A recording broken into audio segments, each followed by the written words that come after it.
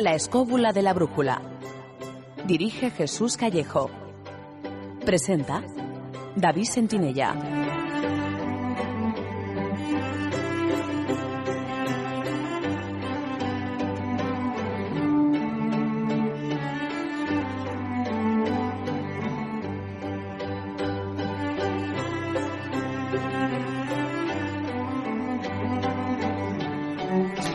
Buenas noches, amigos. ¿Qué tal estáis? Desde los estudios de Radio 4G os damos la bienvenida a una nueva edición de La escóbula de la brújula.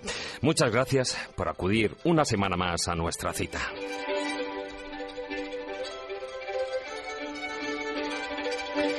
Esta noche os proponemos un viaje a los numerosos enclaves de poder que salpican nuestra España mágica y mistérica. Lugares sagrados que están vinculados a conocimientos y cultos heterodoxos y esotéricos y cuyas raíces, en muchos casos, se pierden en el tiempo. Será un recorrido histórico, arqueológico, antropológico, lleno de curiosidades en el que contaremos con Esther de Aragón y Sebastián Vázquez como invitados, autores del libro Rutas Sagradas, publicado bajo el sello Palmira de la editorial La Esfera de los Libros. Pero antes, vayamos con el sumario.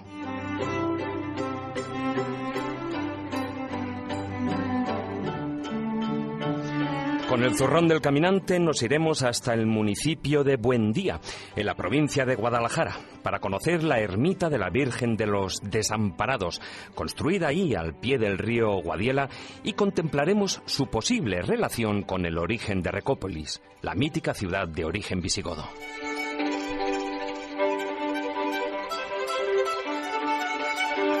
Luego, en el filandón, profundizaremos en algunos de esos enclaves de poder. Unos conocidos, otros lugares discretos, a veces casi olvidados, pero que guardan la fuerza de un mensaje escondido que trasciende el tiempo y va más allá de lo que parece evidente. En la sección Asustos Espinosos, nuestra colaboradora Israel Espino nos hablará de las diversas e interesantes leyendas que se han creado alrededor de la laguna de Curavacas, en la cordillera cantábrica palentina. Y finalizaremos el programa con las enseñanzas y moralejas de los cuentos de Callejo. Todo ello gracias a Álvaro Calero, que nos acompañará a los mandos de la parte técnica. Ya sabéis que podéis contactar con nosotros en el programa, bien a través de nuestra página oficial en Facebook, La Escóbula de la Brújula, bien a través de Twitter, nuestro perfil es @escobuleros y el hashtag del programa de esta noche es #enclavespoder. O si preferís, podéis mandarnos mensajes por WhatsApp durante el programa al número de Radio 4G 636 689 184. Os lo repito, 636-689-184, con el prefijo +34 si los mandáis desde fuera de España.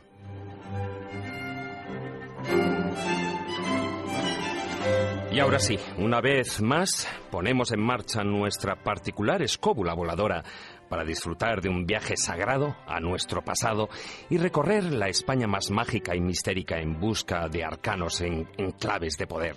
Así que, queridos amigos, comenzamos.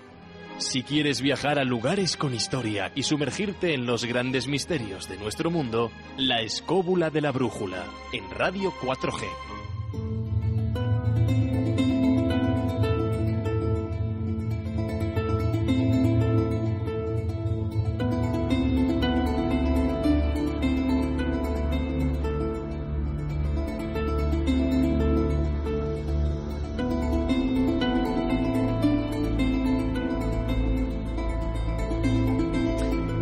La herencia cultural, religiosa y mistérica que contiene España es fruto de la gran cantidad de pueblos que han transitado y permanecido en estas tierras.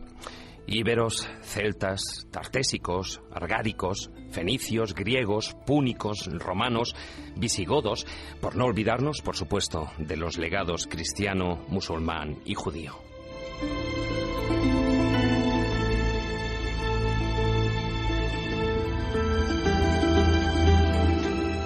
Esta amalgama cultural y religiosa nos ha dejado cientos, posiblemente miles de lugares que podrían detentar ese calificativo de trascendental, pues no en vano se tratan de lugares de poder, de enclaves sagrados, que han sido respetados hasta llegar a nuestros días.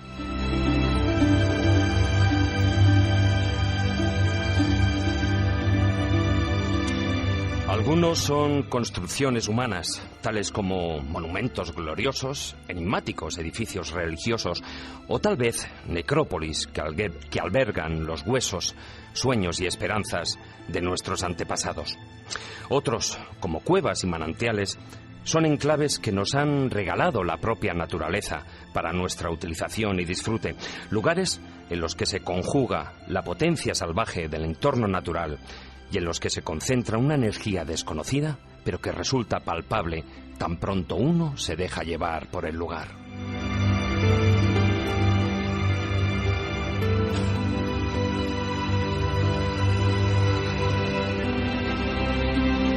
En muchos de estos enclaves de poder también podremos hallar mensajes mudos que nos dejaron los antiguos pobladores o constructores, mensajes que han permanecido ocultos a los ojos de los no iniciados, camuflados en símbolos, señales y leyendas. Esta noche, en la escóbula de la brújula y junto a nuestros invitados, trataremos de rescatar los aspectos más ignorados de algunos de estos lugares. La escóbula de la brújula.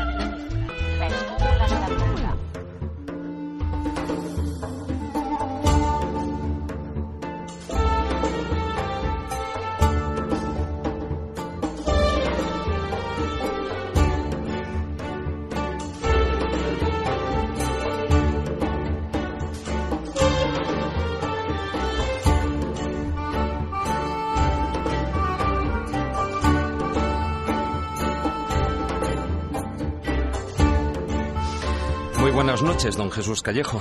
¿Qué tal, David? Pues bueno, estamos. Muy bien, pasando un poquitín de calor, ¿eh? Bueno, en nuestro pequeño lugar de poder, ¿no? Sí, en los estudios de Radio 4G. Bueno, y desde luego, nuestro lugar de poder. Bueno, hablando de lugares de poder, ¿cuántos habrá por España? Yo he dicho cientos, miles, pero... Es difícil determinarlo. A ver, yo te digo un poco mi teoría genérica y muy amplia, ¿no? Y además de forma muy rápida. Yo creo que la Tierra es un organismo vivo, ¿no? Por eso se llama Gaia. Y como organismo vivo tiene también sus centros de poder, igual que el cuerpo humano dicen que tiene 7 chakras. Yo creo que también el planeta en general tiene 7 chakras principales, como 7 lugares de poder que serían esas rutas sagradas por antonomasia y que yo creo que los oyentes ahora mismo tendrán sus nombres puestos en su mente. Pero también, así como el planeta los tiene, cada país los tiene. Evidentemente España los tiene. Habría posiblemente 7 chakras y estaría desde Santiago de Compostela al Escorial hasta Caravaca de la Cruz. Y luego habría otros secundarios, terciarios. Podría haber cientos y cientos de ellos. ¿Por qué? Porque un enclave de poder, un lugar sagrado, es precisamente allí donde se potencia la espiritualidad. Y muchas veces ha quedado remarcado, ha quedado sellado por un dolmen, por una ermita, por un santuario, por una catedral, por lo que sea. Pero en el fondo son rutas de peregrinación, rutas hacia un lugar donde la gente trasciende. Esos pueblos de tradición lo conocían perfectamente. Así que, ¿cuántos lugares sagrados puede haber? Infinitos. También es verdad que hay algunos activos y otros inactivos. Yo creo que algunos han pasado a mejor vida, igual que han pasado los viejos dioses paganos. Pero en España, precisamente, somos muy ricos en este tipo de enclaves, muy rico en lugares. Tanto nuestros invitados como Juan Ignacio, como yo mismo, hemos escrito libros donde intentamos potenciar estos sitios, estos lugares mágicos. Y yo creo que además con este libro que hoy tenemos sobre la mesa, con estos invitados de excepción, pues vamos a descubrir no solo los que conocemos ya, sino algunos desconocidos que posiblemente los oyentes se van a quedar sorprendidos. Muy buenas noches, maestro Juan Ignacio Cuesta. Muy buenas noches, David, y con el resto de compañeros. Oye, tú que eres un gran conocedor de estos enclaves, lugares del poder, tanto los, digamos, los aéreos, los que están por encima del nivel de tierra, como los subterráneos, ¿no? Pero ¿qué es lo que puede hacer que un lugar de estos se active o esté desactivado, perdón? Bueno, quizá lo que habría que decir previamente es que tendríamos que establecer, digamos, un consenso en qué es exactamente un lugar del poder. Y por encima de todas las definiciones que se han dado en el tiempo sobre la trascendencia y otras cuestiones, realmente un lugar de poder es aquel que lo tiene, y lo tiene por muy distintas razones, ¿no? Lo puede tener por razones objetivas o lo puede tener por razones meramente subjetivas. ¿He dicho subjetivas o he dicho objetivas? Bueno, pues objetivas y subjetivas. Ambas dos. Bien. ¿Qué hace que se active o que se desactive? Pues fundamentalmente la sensibilidad de la gente que está en estos lugares y que lo siente de una u otra manera y que ve en el flujo de energías y de fuerzas que hay en su interior, o el abandono. Hay lugares de poder en la antigüedad que han sido abandonados y aunque conservan gran parte de la energía telúrica del lugar sobre el que estuvieron, algunos han ido perdiendo esa parte de valor añadido de poder que le da a la gente con el tiempo, con sus creencias, con su devoción y con otras cuestiones. Es el caso concreto, por ejemplo, del lugar donde casi nazco yo, porque esa es eso determina mucho. Yo casi nací en el monasterio del Escorial, como creo que a estas alturas sabe todo el mundo. Pero no dentro, fuera del monasterio, ¿no? Es que casi nací en el monasterio del Escorial. Casi nací porque... En la puerta, nació no, en la puerta, vamos como a ver. si fuera Notre Dame. Mi madre se puso de parto cerca de la silla de Felipe II, porque en aquella época vivían en el interior del monasterio del Escorial mi abuelo y mis tíos. Entonces, yo nací en Madrid, evidentemente, pero claro, inmediatamente me volvieron a llevar al monasterio del Escorial. Y supongo que eso determina un poquito también. Y es cierto que el monasterio del Escorial, el poder que adquirió en el momento de su construcción, pues poquito a poquito ha ido perdiendo fuelle en el sentido creencias, no en el sentido de potencia del batolito sobre el que está construido y del batolito artificial, que es él en sí mismo, pero sí en cuanto a las creencias de la gente. Ha habido momentos en que políticamente se ha utilizado de una manera muy contraria a la que quería Felipe II, a eso me refería, ¿no? Bueno, Juan Ignacio, deja que vaya presentando a nuestros invitados. Ya se ha escuchado una voz por ahí, era la voz de Esther de Aragón. Hola, muy buenas noches. Hola, soy yo la Bocazas. No, para nada, bienvenida al programa. Gracias. Esther es licenciada en Geografía e Historia por la Universidad Complutense de Madrid. Es una viajera insaciable, escritora que ha colaborado con Diario 16, Diario de Soria o la Gaceta de los Negocios, entre otros medios. También es autora de numerosas series independientes recopiladas en forma de libro o de monografía, ¿no? Como Vuelta Jeep a España, Guía temática de España con Toyota Prius. Se supone que esos eran los que ponían la pasta. Sí. Exactamente, ¿no? Y también has publicado una novela, Dama del Sur. Dama del Sur porque es del sur de Soria, no porque sea de otro sitio. Bueno, y también tenemos el placer de tener a un viejo amigo, Sebastián Vázquez. Hola, muy buenas. Buenas noches. Bienvenido al programa. Gracias. Después de tanto tiempo aquí, nos conocemos todos. Sí, ¿no? Porque, bueno, Sebastián es una persona que lleva más de 30 años vinculados al mundo del libro. Primero como fuiste librero y después como editor de una notable editorial. No sé, me imagino que podemos decir de la editorial Edad. Te has especializado en el estudio de las religiones y en las corrientes de pensamiento heterodoxas e iniciáticas y colaboras con varios medios de comunicación, ¿no? Bueno, hay que decirlo, ambos colaboráis, de hecho, con un programa de aquí de la casa, ¿no? Con Mejor Imposible, con que presenta y dirige María José Bosch. Sí, que además el guión del destino ha sido curioso, ¿no? Porque fue precisamente María José Bosch la que nos presentó a ambos. Y mira, de aquel café ha salido este libro y ahora, con una sección vinculada a este libro, participamos en su programa Mejor Imposible. Bueno, Sebastián ha publicado varios libros, El tarot y los dioses egipcios, Enseñanzas de la tradición original, también, estos en conjunto a Ramiro Calle, los 120 mejores cuentos de las tradiciones espirituales de Oriente y los mejores cuentos de las tradiciones de Oriente para aprender a vivir. Y también has escrito 2 novelas, una es ¿Por qué en tu nombre? Y otra En Madrid también se juega póker en agosto. ¿Esto guarda alguna relación con ese pensamiento heterodoxo? La primera tal vez, la segunda es una novela negra, ¿no? Que, sería una historia larga. He publicado otros libros últimamente, uno de Ponabuda acerca de ti, es decir, sí, ahora que tengo más tiempo. Sí, he dicho principalmente voy escribiendo. Porque te gusta y creo que además eres de pluma fácil. Sí. No me extraña después de ser editor durante tanto tiempo. Sí. Antes has comentado, os conocisteis precisamente en ese programa, pero surge el libro, me imagino, hablando de estas temáticas. ¿Cómo fue la idea? Sí, yo participaba con María José Bosch en una serie pequeña colaboración en su programa, en donde precisamente, brevemente, tocábamos uno de estos lugares que yo contaba, curiosidades del lugar, y sobre todo invitaba a los oyentes a visitar.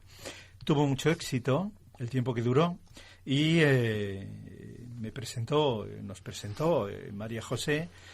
Y como Esther, bueno, pues todos estos lugares los conocía profundamente, ¿no? Por su condición de viajera, historiadora, etcétera, etcétera, de modo natural, digamos, sería el punto de unión, sería la pasión, ¿no?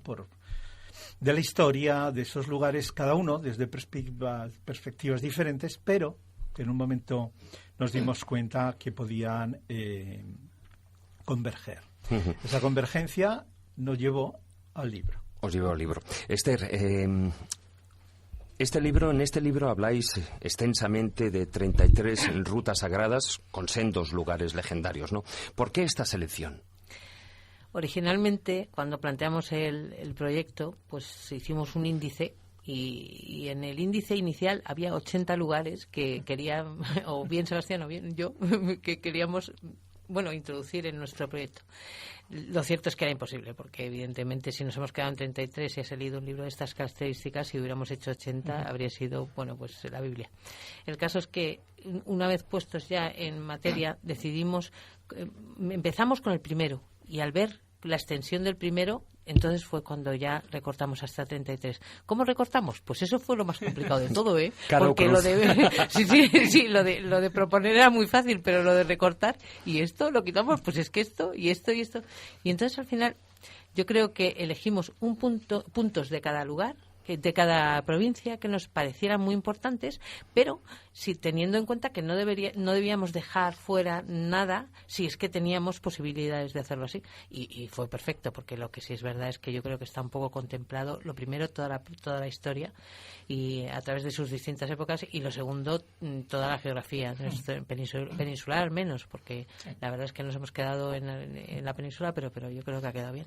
En estos 33 capítulos, ¿no? Que, no por casualidad son 33, eso, cada uno, ¿no? Que saque un poco también sus consecuencias. Yo sé que no hay nada casual, conociendo un poco vuestra trayectoria, que van desde la comarca de Los Vélez en Almería hasta el Parque del Capricho en Madrid, espiando, ¿no? Distintos lugares de poder, estas rutas sagradas. Como bien sabéis, para determinar si un lugar es de poder o no, hay datos objetivos y datos subjetivos. Los datos objetivos son los históricos y, desde luego, manejáis mucha documentación. Pero luego hay una parte que es la subjetiva, que es la parte esotérica, simbólica, mistérica, ¿no?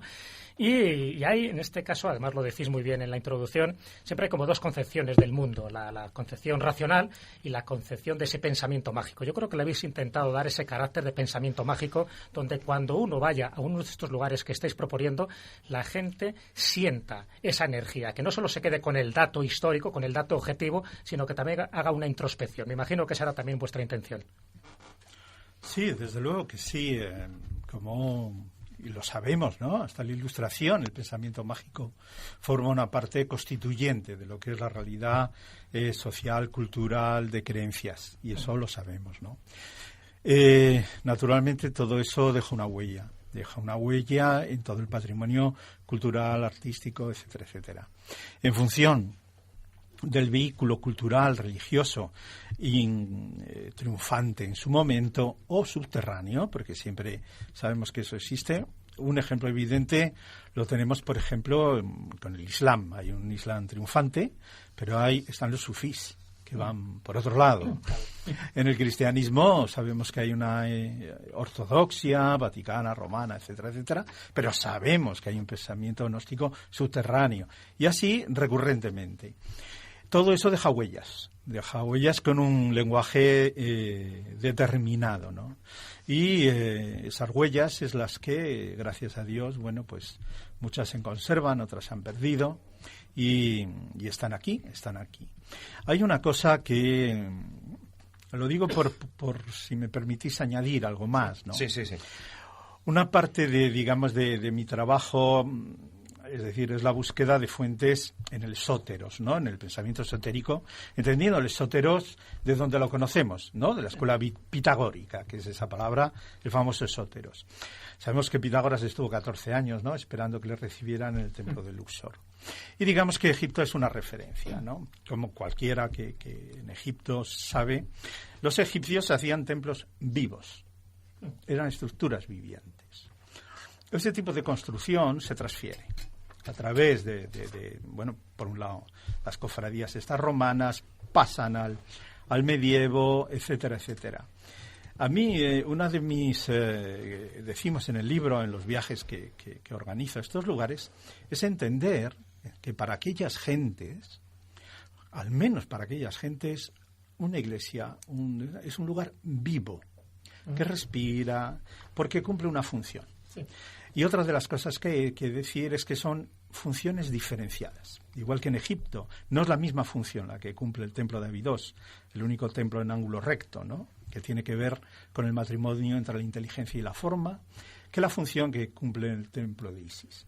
Eso pasa con las iglesitas. No es la misma función la que cumple la iglesia de Siones, por poner una que tenemos aquí, y que me gusta mucho. Que me gusta mucho, porque es multifuncional. En Burgos, cerca de San Pantaleón de Losa. Allí, o la de Losa, que está cerquita, ¿verdad? Está cerquita. Son funciones distintas, ¿no? Entonces hay un lenguaje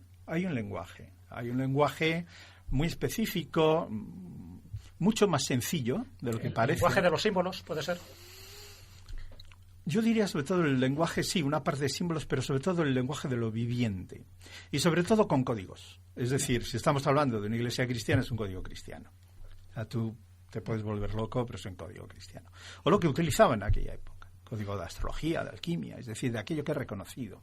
Yo, por ejemplo, si me permites... por ejemplo, el concepto chakra no aparece en Occidente hasta 1925. Claro. Yo he escrito un artículo donde explico, ¿no?, que antes del señor Leadbeater no hay prácticamente ningún texto anterior, salvo en dos pequeños textitos que además no son 7 chakras, sino 5. Perdón, me consuela saber que no soy yo la única bocazas.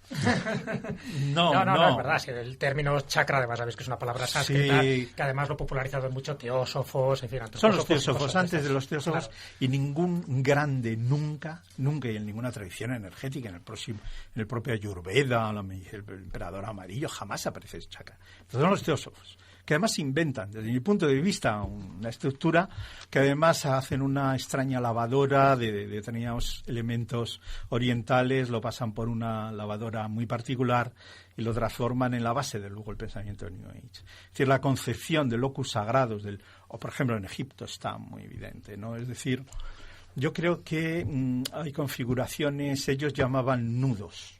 Sí. Un lugar nudo, ¿no? Un lugar de convergencia. Sí, vórtices energéticos, en fin, si las palabras son muchas, ¿no? Un poco por utilizar esos centros sagrados desde todas las tradiciones, desde las épocas paganas hasta las épocas cristianas. Porque lo importante, creo que estaréis de acuerdo, siempre es el lugar.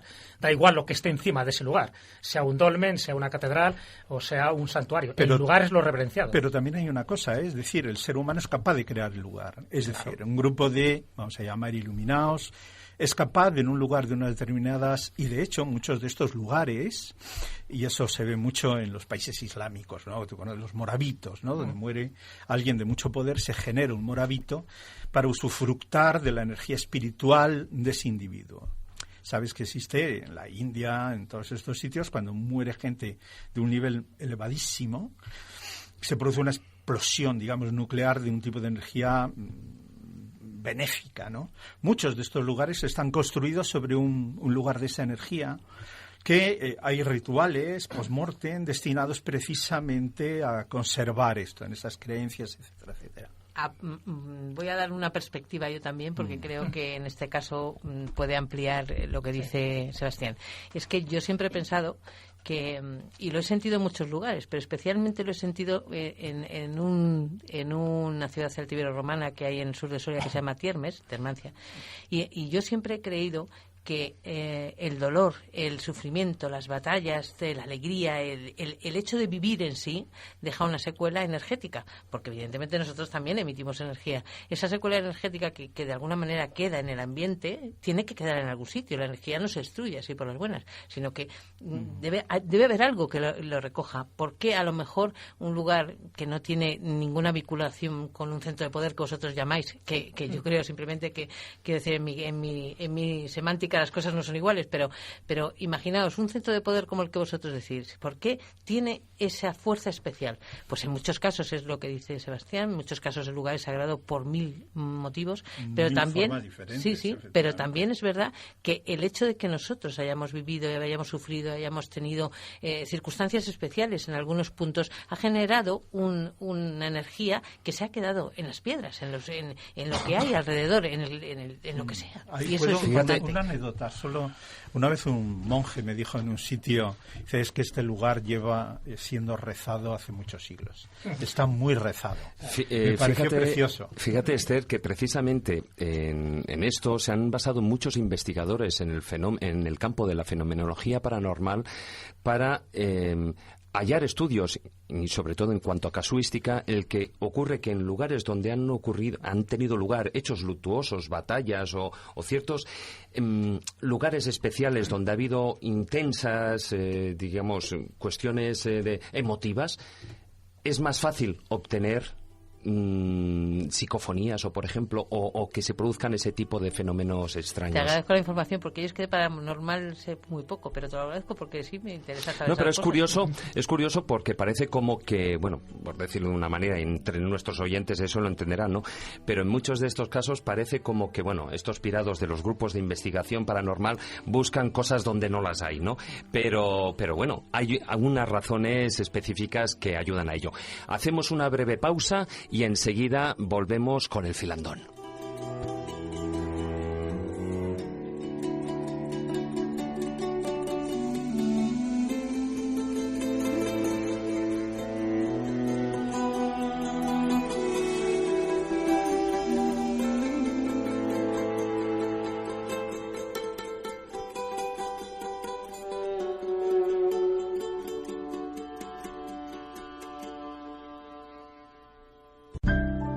La escóbula de la brújula. Dirige Jesús Callejo. Presenta David Sentinella.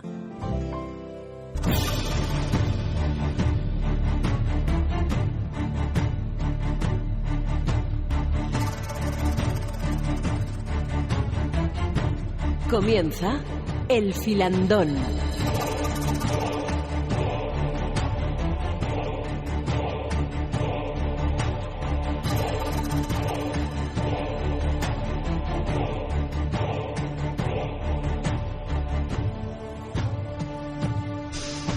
Bueno, y empezamos el filandón cuando han pasado ya las 10:30 de la noche.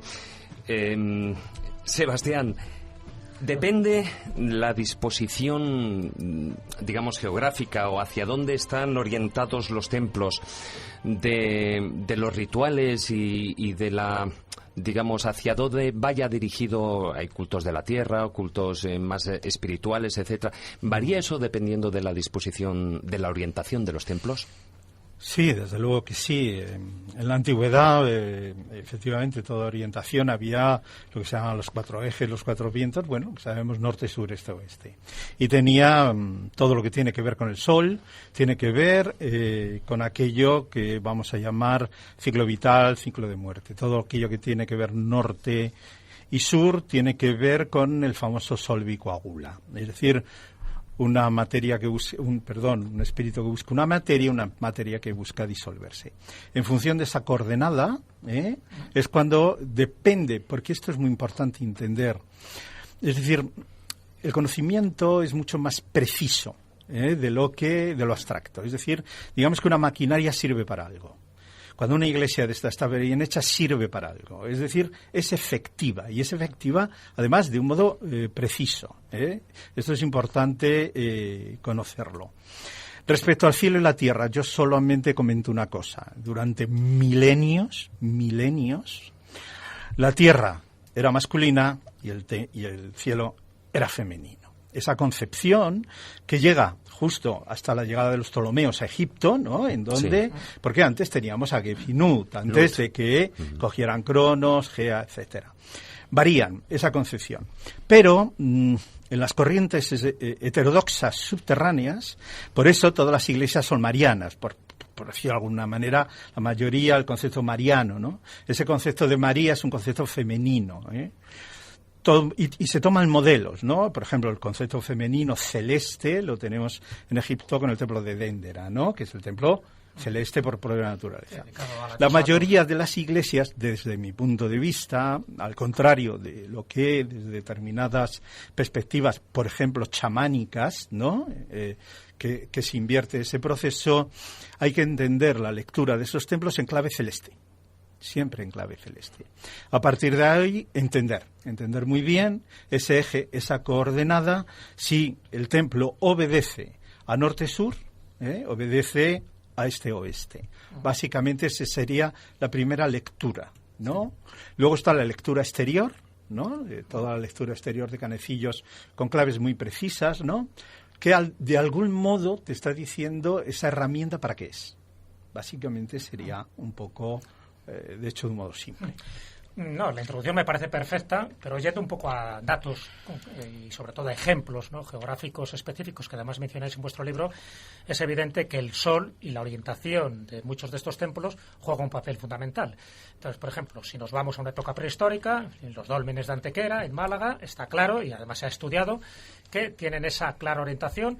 Dos de ellos en función del solsticio, pero del solsticio uno es del verano y otro del invierno. Por ejemplo, si nos vamos a la época románica, hay dos templos clásicos, además, uno de ellos que forma parte del Camino de Santiago, que es San Juan de Ortega, que tiene que ver con ese equinoccio, y también Santa Marta de Tera en Zamora, que también tiene que ver con los equinoccios y con unos capiteles específicos. Está claro que ese conocimiento no solo era geográfico, no solo era geométrico, no solo era arquitectónico, sino que también obedecía posiblemente a una serie de ritos mistéricos iniciáticos que se producían en fechas muy determinadas del año.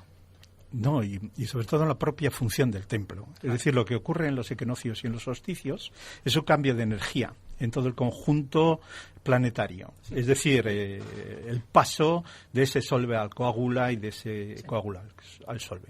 ¿Qué ocurre? Que un templo como San Juan de Ortega lo que te está diciendo, y sobre todo con la Anunciación, ¿no? Porque es lo que está ahí expresado. El triple capital de la Anunciación, es como si fuera un cómic, claro, lo que te va anunciando. Lo que se está anunciando es que el propio templo obedece a ese código. Sí. Es decir, que el propio templo cambia el registro energético. Es susceptible de tomar sobre sí, es decir, la noche de San Juan. La noche de San Juan lo que hace es que está en máximas efervescencias las fuerzas de coagulación. El principio de coagulación en máxima efervescencia que va cambiando. La Navidad está con fuerza el eje del solve, ¿no? de la disolución. En el ser humano pasa lo mismo y en el planeta, por así decirlo, pasa lo mismo. Entonces, lo que ocurre es que en esos templos está indicando que ese templo guarda, esa inteligencia, porta esa inteligencia que es capaz de hacer eso. En ese sentido, por ejemplo, un lugar que fijamos en el libro, que mencionamos, la famosa Sinagoga del Agua, en cambio es distinto. Es distinto, porque esto ya tiene que ver con un mikaf y tiene sí que ver, en ese caso, con una ceremonia iniciática, que tiene que ver con lo que en el cristianismo hemos llamado el bautismo de agua-luz, ¿no? El agua como conductor de una forma lumínica. Estamos hablando de la Sinagoga del Agua, que está en la ciudad de Úbeda, sí, en la provincia de Jaén, y además ahí el solsticio tiene mucho que ver, el paso del solsticio tiene mucho que ver con el templo. Sí, en realidad lo hermoso, es decir, es el mikaf, es un baño de estos rituales, ¿no? Ya la sorpresa es que debió de ser una sinagoga clandestina, ¿no? Tal vez o no, pero lo hermoso fue descubrir la casualidad que en esa fecha el sol parece que baja las escaleras. Va bajando los escalones, incluso... Como la pirámide de la serpiente alada. Sí, va bajando y se mete al agua, ¿no? De todas formas, fíjate qué curioso que a él le llama muchísimo la atención, pero yo os puedo decir que quizá de las cosas que más me llaman la atención a mí, aparte de la propia sinagoga clandestina, que es una cosa que no apareció que no apareció, bueno, pues hasta hace muy poco, porque fue en el 2010 cuando apareció, ¿no? Los restos, ¿no? Pero lo curioso es que un inquisidor fue capaz de vivir en parte de esa sinagoga clandestina sin saberlo. Y esas cosas que a mí me llaman la atención también forman parte de un pasado que es muy llamativo y que está fuera o alejado quizá de tanta simbología, pero que a cambio de eso tiene sus cosas curiosas, ¿no?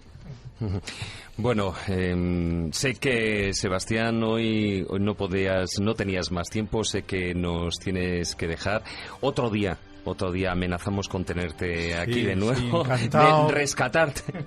Otro día tengo yo que pasarte por las marcas de Cantero, porque ahí me diste tú una clave muy importante para entender el edificio románico. Oye, eso suena muy mal. Tengo que pasarte por las marcas de Cantero. Para adquirir sabiduría. Las marcas de Cantero están en la piedra, con lo cual tienes que pasar casi por la piedra, ¿no? Sí, pero es que Sebastián tiene una teoría verdaderamente certera sobre ese asunto. Bueno, ha sido un placer tenerte. Gracias a vosotros. Aquí en el programa, Sebastián. Para mí ha sido de verdad un placer. Hasta otro día. Hasta otro día.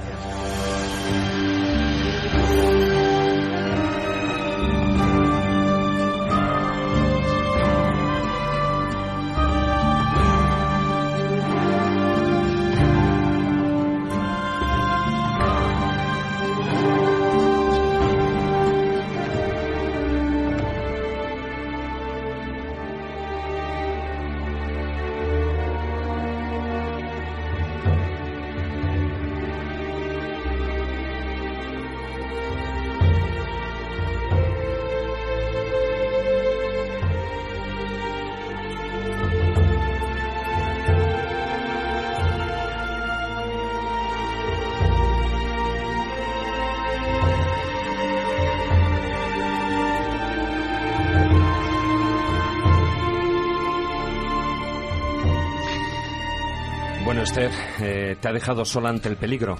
No sé si peligro, no tenéis mucha cara de peligro vosotros. ¿Qué quieres que te diga? No, estás protegida aquí con nosotros. Gracias. Y además, bueno, como antes hemos dicho, los estudios no dejan de ser un lugar de poder, ¿no? Un lugar de poder, de transmisión, de conocimiento. Se nota además que hay un efluvio de cosas buenas. Eso sí que te lo digo yo, a pesar de no ser muy paranormal. Siempre positivo, siempre. Oye, dentro de estas 33 rutas, dentro de estos 33 lugares, si tú tuvieras que escoger uno para decir, mira, me voy a retirar y voy a estar allí durante una semana o un fin de semana o quizá tan solo una mañana para meditar, para relajarme, para vivirlo, para vivir mi interior, ¿no? ¿Cuál escogerías? Es muy complicado, muy complicado, pero sabes, más que otra cosa, porque a pesar de ser historiadora, a mí me gustan mucho las tradiciones, y entonces sumergirte en tradiciones de estos lugares elegidos ha sido todo un acierto, yo creo, para mí, a nivel personal, ¿no? Entonces, el otro día yo comentaba, y es verdad, es de los lugares más impactantes que yo reconozco haber visitado. Uno de ellos es la fortaleza de Calatrava, la nueva. ¿Y por qué? Porque la orden de Calatrava en sí es, yo soy una enamorada de las órdenes militares, pero es que la orden de Calatrava es algo tan especial, y cómo se creó, los sufrimientos que tuvieron durante el primer siglo de vida, cómo llegaron a perder todas las sedes que tenían, incluso hasta perder a su gente y recuperar después todo en un lugar como Calatrava la Nueva, con su campo de mártires asomándose a Sierra Morena, en una zona tan volcánica, tan bella, tan especial. Yo creo que eso no hay en España otro sitio igual. Surge, como tú bien sabes, la primera orden militar religiosa de España, que es la orden de Calatrava, sí, gracias precisamente a un fracaso de los templarios, ¿no? Pues sí. Le dan para que defiendan Calatrava, se ve que les entra el miedo escénico, se tienen que ir, y al final Raimundo de Fitero es el que se encarga, ¿no?, en 1158. Pues sí, junto al caballero Diego Velázquez, y entre los dos montan una orden, que parece una cosa así como de todos los días. La montan bien. Madre mía. Y a partir de ahí surgen otras órdenes. Y quizá lo que yo os decía antes, es decir, toda esa energía que destilan los lugares, ¿no? Y sí. Calatrava la Vieja, que es un yacimiento arqueológico maravilloso, muy cerquita de Ciudad Real, tiene tiene, yo creo, todo evidentemente todo el encanto de ser un yacimiento arqueológico, pero sobre todas las cosas es que, bueno, pues un papa además declaró, ahí está impregnado de esa batalla, la batalla de Alarcos, ¿no? Claro, porque después de Alarcos, cuando los árabes pasaron por Calatrava la Vieja, pasaron a cuchillo a todos los frailes que allí habían quedado, que eran ancianos y enfermos, y entonces los tiraron por fuera de las murallas para que no olieran, y cuando recuperaron la sede e hicieron un campo de mártires, el propio Papa declaró que podía adquirirse indulgencia en el caso de visitar ese campo de mártires. Y cuando se hizo Calatrava la Nueva, cogieron todos sus bártulos a aquellos frailes y cogieron a los muertos también y se los llevaron e hicieron un nuevo campo de mártires. ¿Cómo se siente uno cuando ante el maravilloso rosetón de época de los Reyes Católicos que está en la iglesia de Calatrava la Nueva, cómo se siente uno cuando ve el campo de mártires por debajo, Sierra Morena enfrente y es capaz de imaginar, echando la vista a un lado a Salvatierra, que lo perdieron también? Bueno, ¿cómo imaginas todo ese espacio lleno de batallas, de luchas, de odio, de rencor, de venganza, de deseo, de todo? Pero no solamente entre los cristianos y los musulmanes, porque como tú sabes muy bien, la aparición de la Orden de Calatrava significa poner sobre el tablero a la competencia directa de otras órdenes que en esos momentos, y entre ellos las tuvieron, pero finas, no solamente en batallas, sino también en pleitos. Yo creo de todo tipo, vamos, Calatrava. Yo creo de todas maneras, nosotros vemos desde una perspectiva las cosas que quizá se nos escapa un poco cómo lo veían ellos. Efectivamente, yo creo que la disputa entre órdenes militares era muy fuerte entonces, sobre todo por una cuestión de posesiones, porque con aquello que te quedabas. Pero también hay otra cosa, y es que era un momento muy duro en el que la gente tenía que sobrevivir y en el que dejaba la vida al lado de una esquina, ¿no? Y entonces yo creo que en esos momentos lo que importaba de verdad era mantener la orden y mantenerla a costa de todo, pero todo el mundo sabía que la única forma de hacerlo era arrebatando territorio a los musulmanes. Por eso mi impresión personal es que los musulmanes fueron un poco no solo el origen, sino el origen de la orden, sino el origen del mantenimiento de esa orden después, ¿no? Y aunque luego ya cambiaron las cosas y Almagro pasó a ser una sede de paz y yo soy una enamorada de Almagro porque me parece maravillosa, lo que sí es cierto es que Calatrava la Vieja y Calatrava la Nueva no dejan de ser esos puntos en los que uno sentir, bueno, lo que queráis, si centro de poder o lo que sea, da igual. Bueno, también hay otro lugar en el que también ha corrido mucho la sangre. Estamos hablando, además, si no me recuerdo mal, es parte de tu provincia, Gormaz. Bueno, es parte de mi provincia porque mi pareja es de allí, pero bueno, yo en realidad conozco muy bien Soria y soy una enamorada de Soria de toda la vida, pero es cierto que yo soy de aquí, aunque no lo creas. O sea, vamos, es tu segunda tierra, es ¿no? mi segunda patria, sí. La fortaleza de Gormaz, que además, bueno, cuando uno está allí, entiende por qué ubicaron los árabes, digamos, los musulmanes, mejor dicho, por qué ubicaron la fortaleza en ese lugar y no en otro. Efectivamente, es que lo que sí es cierto es que toda la línea del Duero se extiende delante de ti y lo que es cierto también es que es muy fácil vigilar todo el entorno. Gormaz es un sitio muy, muy, muy singular. Pero fíjate, cuando hablamos de Gormaz, y a mí me encanta, y los trabajos que se han hecho sobre Gormaz me parecen increíbles, ¿no? Pero hay cosas que llaman mucho la atención últimamente, y recordáis que en el libro mismo se dice que hace unos años empezaron a restaurar las pinturas murales de la iglesia de la ermita de San Miguel, que justo está debajo de la fortaleza. Sí.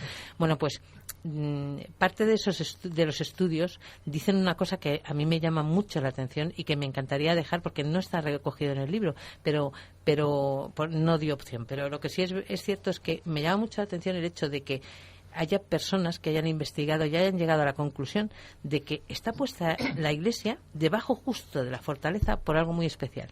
Hay que pensar que había pasado ya el año 1000, el año que todo el mundo temía como fin del mundo, que las cosas se veían de otra manera, el apocalipsis se daba ya a largo plazo, se veía a largo plazo, y sí es cierto que en ese mismo momento en el que las cosas ya no eran iguales que en el 900 y pico, bueno, pues la iglesia de Gormaz lo que significa o lo que simboliza es la lucha por tener el más allá, quiere decir, por ganar en el más allá todo aquello que es bueno. Es decir, aunque aquí se pierda todo, las cosas buenas siempre están en el más allá, y por eso tú miras en San Miguel de Gormaz y ves pues la fortaleza justo encima, y es como si la batalla estuviera todavía por ser ganada.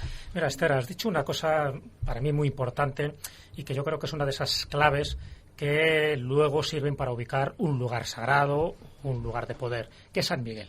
Este arcángel, cada vez que yo le he visto situado en alguna zona, no solo de España, sino también de Francia, siempre está señalando un lugar telúrico de primera importancia. Tú acabas de citar Gormaz con un San Miguel. En el libro se habla de San Miguel de Aralar, por ejemplo, que es santuario más importante e imponente a todos los niveles, o San Miguel de Arrichanaga en Marquina, ¿no?, con esas 3 grandes piedras, ¿no?, que de alguna forma flanquean a este arcángel. ¿Te has dado cuenta un poco como de esa vinculación? Allí donde está San Miguel, y ya no te hablo en Bretaña, por ejemplo, donde también ocurre, hay también un lugar sagrado, potente, que hunde sus raíces en épocas paganas, y que de alguna forma San Miguel lo que hace es sacralizar como si fuera una baliza aquello. Bueno, pero yo creo que eso es inevitable, es el paso del tiempo. Pero es San Miguel, pero no es otro. Es por eso te digo que siempre es una advocación a San Miguel. No lo ponen bajo Santa Marta o San Epifanio. Es San Miguel. Pues quizás sí, pero yo creo que hay otros santos también, ¿no? ¿O no? Yo entiendo menos porque vosotros... No, digo porque yo un día me dio por mirar todo esto. Bueno, yo soy también un investigador de este tipo de cosas, y me di cuenta que los santos, cuando hay advocaciones, no es casual. Es decir, que cuando se pone un monasterio o una iglesia bajo la advocación de Santa María, evidentemente hay un tipo de energía femenina y se intenta potenciar eso. Por eso muchísimas catedrales góticas tienen que ver con la diosa madre, con la Virgen. Pero en otros lugares, y sobre todo relacionados con cuevas, con montañas, siempre está San Miguel. O sea, San Miguel no está en un llano. ¿Entiendes? Mira, fíjate, hay una cosa curiosa también. Quizá en esa línea me llama la atención que San Pedro está... Quiero decir, cuando las advocaciones son hacia San Pedro, siempre normalmente hay una especie de puerta. Una puerta al más allá o totalmente de acuerdo, porque San Pedro representa las llaves. Y eso sí es cierto, porque aunque no lo había tenido en cuenta, sí es verdad. Ahora que me lo dices, siempre hay algo más, y de hecho el libro se vertebra bajo ciertos elementos sagrados, ¿no? O sea, son muchas rutas, son muchos lugares, pero casi todos ellos tienen que ver con la naturaleza sagrada, con algún árbol sagrado, con alguna planta, tienen que ver con la luz, ya lo hemos hablado, de los solsticios, los equinoccios, en fin, con la orientación y con el sol, tienen que ver, como no, con el agua, con esos manantiales, esas fuentes, tiene que ver pues también con la parte más sagrada, ¿no?, de los santos, de las reliquias, de las pinturas rupestres. Es decir, todos son santuarios de una forma o de otra que luego han sido adaptados en función también de la geología del terreno. Sí, pero además no hay que descartar, y esto es importante, la componente pragmática de la cuestión, porque, vamos, es sabido, es conocido que muchos de los lugares, digamos, tenidos como sagrados posteriormente por parte de la gente, o digamos los lugares adecuados para construir un santuario, una necrópolis y cosas así, eran los lugares donde se observaba que los animales iban a dormir y estaban más a gusto, o a donde iban a comer en muchísimas de las ocasiones. Parece como si existiera una relación directa en la observación que hizo el hombre de las costumbres de los animales para establecer de alguna manera la existencia de esas buibres, de esas corrientes interiores de la tierra, que el animal tenía más fácil de detectar, quizá por su propia sensibilidad. Yo a ese nivel opino otra cosa más, y es que, y ya os digo que yo quizá estoy un poco lejos de este concepto que vosotros proponéis, ¿no? Pero yo os doy el mío. Que puede, claro, tan válido como puede ser como cual. Bueno, yo sí creo, por ejemplo, porque eso es muy romano, que tanto los romanos como otros pueblos lo que hacían era construir en zonas que estuvieran más cerca del cielo, porque era de donde de verdad pensaban que estaban los dioses y las divinidades, ¿no? Y entonces pasa como en el Moncayo, ¿no? El Mons Canus famosos tenía un templo allí arriba, precisamente porque era el sitio donde estaba más cerca del cielo.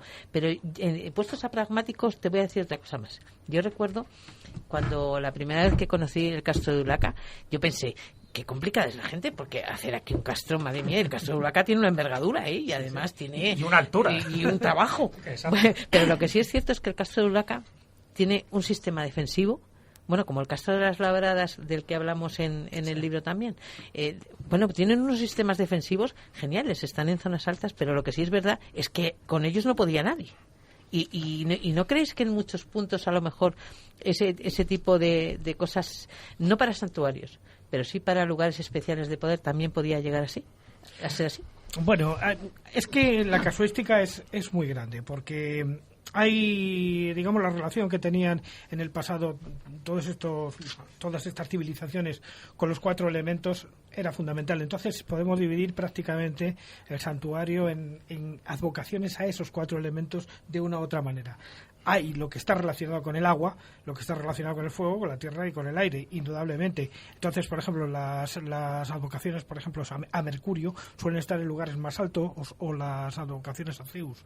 Sin embargo, las advocaciones que están a los dioses más ectónicos, más telúricos, sí que están más cerca de la tierra y más cerca de ríos. No veamos el caso concreto de Córdoba o Mérida, ¿no?, que donde se construye justamente al lado de grandes corrientes de agua que también corresponden a una característica pragmática, y es de tener el agua cerca, claro. Bueno, es verdad que hay un sitio muy especial que quizá está muy relacionado y ahí sí se siente sobre todo.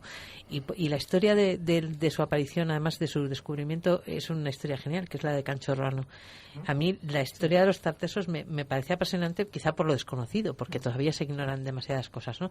Y eso que en los tesoros como el de la Liseda y el Carambolo, el hecho de que se haya en Sevilla también empezara a excavar y se encontrara un sitio muy especial, pues ha ayudado un poco. Pero la aparición de Cancho Roano del santuario, que todavía es una incógnita por qué se construyó en ese lugar, yo creo efectivamente que tiene que estar relacionado con el agua, porque hay un pequeño arroyo que además fue el que inundó uno de los santuarios y obligó a hacer una muralla y a construir por encima de ella. Una muralla, una especie de plataforma para poder construir por encima de ella.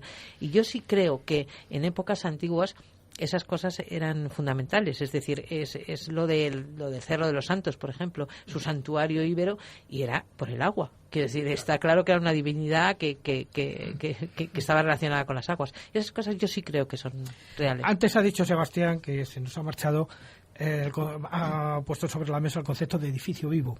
Es que el edificio vivo necesita agua para alimentarse, porque el agua la alimenta. Muchas veces cuando se ve, por ejemplo, fenómenos como el de la Catedral de León en la Tierra de Jesús, se dice, ¿pero por qué se fueron a construir encima de un pantano?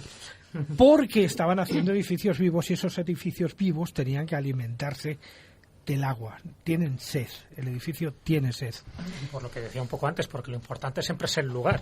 Es decir, luego es verdad que el lugar no es casual, porque fíjate si es ancha Castilla, ¿no?, como se decía. Pues más ancha es la mar. Claro, ¿por qué en un lugar determinado? Efectivamente, ese lugar determinado obedecía a muchas razones. Muchas razones eran estratégicas, está claro. Si estás en un altozano, tienes una mejor vista, tienes una forma defensiva mejor, estupendo. Pero tiene que haber también un río, por lo tanto también era un factor. Pero además de todos esos factores, casi siempre hay otro elemento sobrenatural. Es decir, ha habido algún tipo de aparición, ha habido algo, ha habido el chamán de turno que ha determinado que ese es el sitio que está protegido también por los dioses, etcétera, etcétera. Yo creo que eso es lo que le convierte en un lugar sagrado y no tanto en un lugar defensivo y estratégico. Castillos hay muchos y castillos importantes no hay tantos. Pero fíjate que el lugar sagrado siempre suele venir precedido de un locus amoenus, o sea, un lugar ameno, un lugar amable, un lugar donde uno puede encontrarse con, digamos, sus dioses tutelares cómodos, lares, los dioses más familiares de alguna manera, y esos dioses familiares estaban relacionados con lo más cotidiano fundamentalmente, y lo más cotidiano pues era normalmente el agua, las cosechas, en fin, estructuras geológicas que servían para luego trabajar sobre ellas, pozos. Bueno, estamos en la mitad del filandón, pero sí que después de hacer una breve pausa necesaria para la publicidad, vamos a retomar el tema de los enclaves del poder, de esas rutas sagradas, pero sobre todo también desde el punto de vista de los símbolos que hay en la roca, de los símbolos incluso que podemos hallar en la roca hecha por el propio hombre, es decir, en catedrales, etcétera, y también en muchos en cuevas, en elementos naturales donde el símbolo es fundamental para entender el lugar.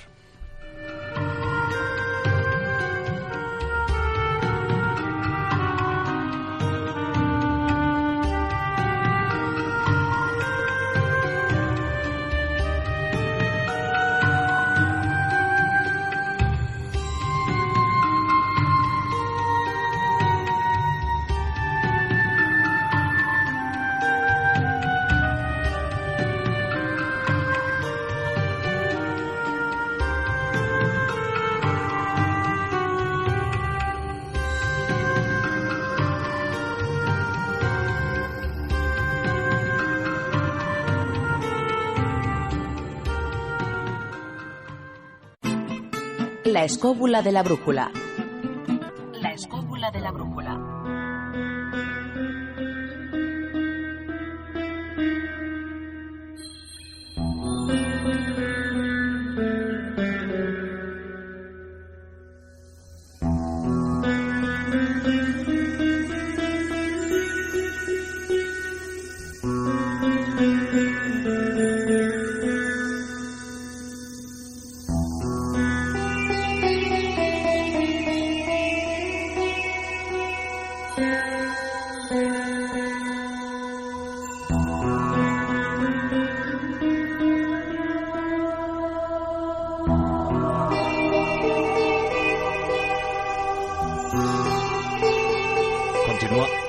Continuamos con el filandón, con la segunda parte del filandón, y hemos dicho que empezaremos hablando de esos símbolos que en muchos casos empiezan, o digamos, si nos remontamos atrás en el tiempo, en España, por ejemplo, tenemos lugares en los que sí que podíamos hablar de lugares míticos y mistéricos. Uno de ellos es la Cueva de los Letreros. Ahí estamos en Almería, porque justamente en esa zona, digamos en la zona de los Vélez, bueno, pues están esas pinturas rupestres en la cueva, que yo no sé si incluso en alguna de ellos, bueno, han hallado hasta un diablo, dicen, bueno, la opinión popular, ¿no?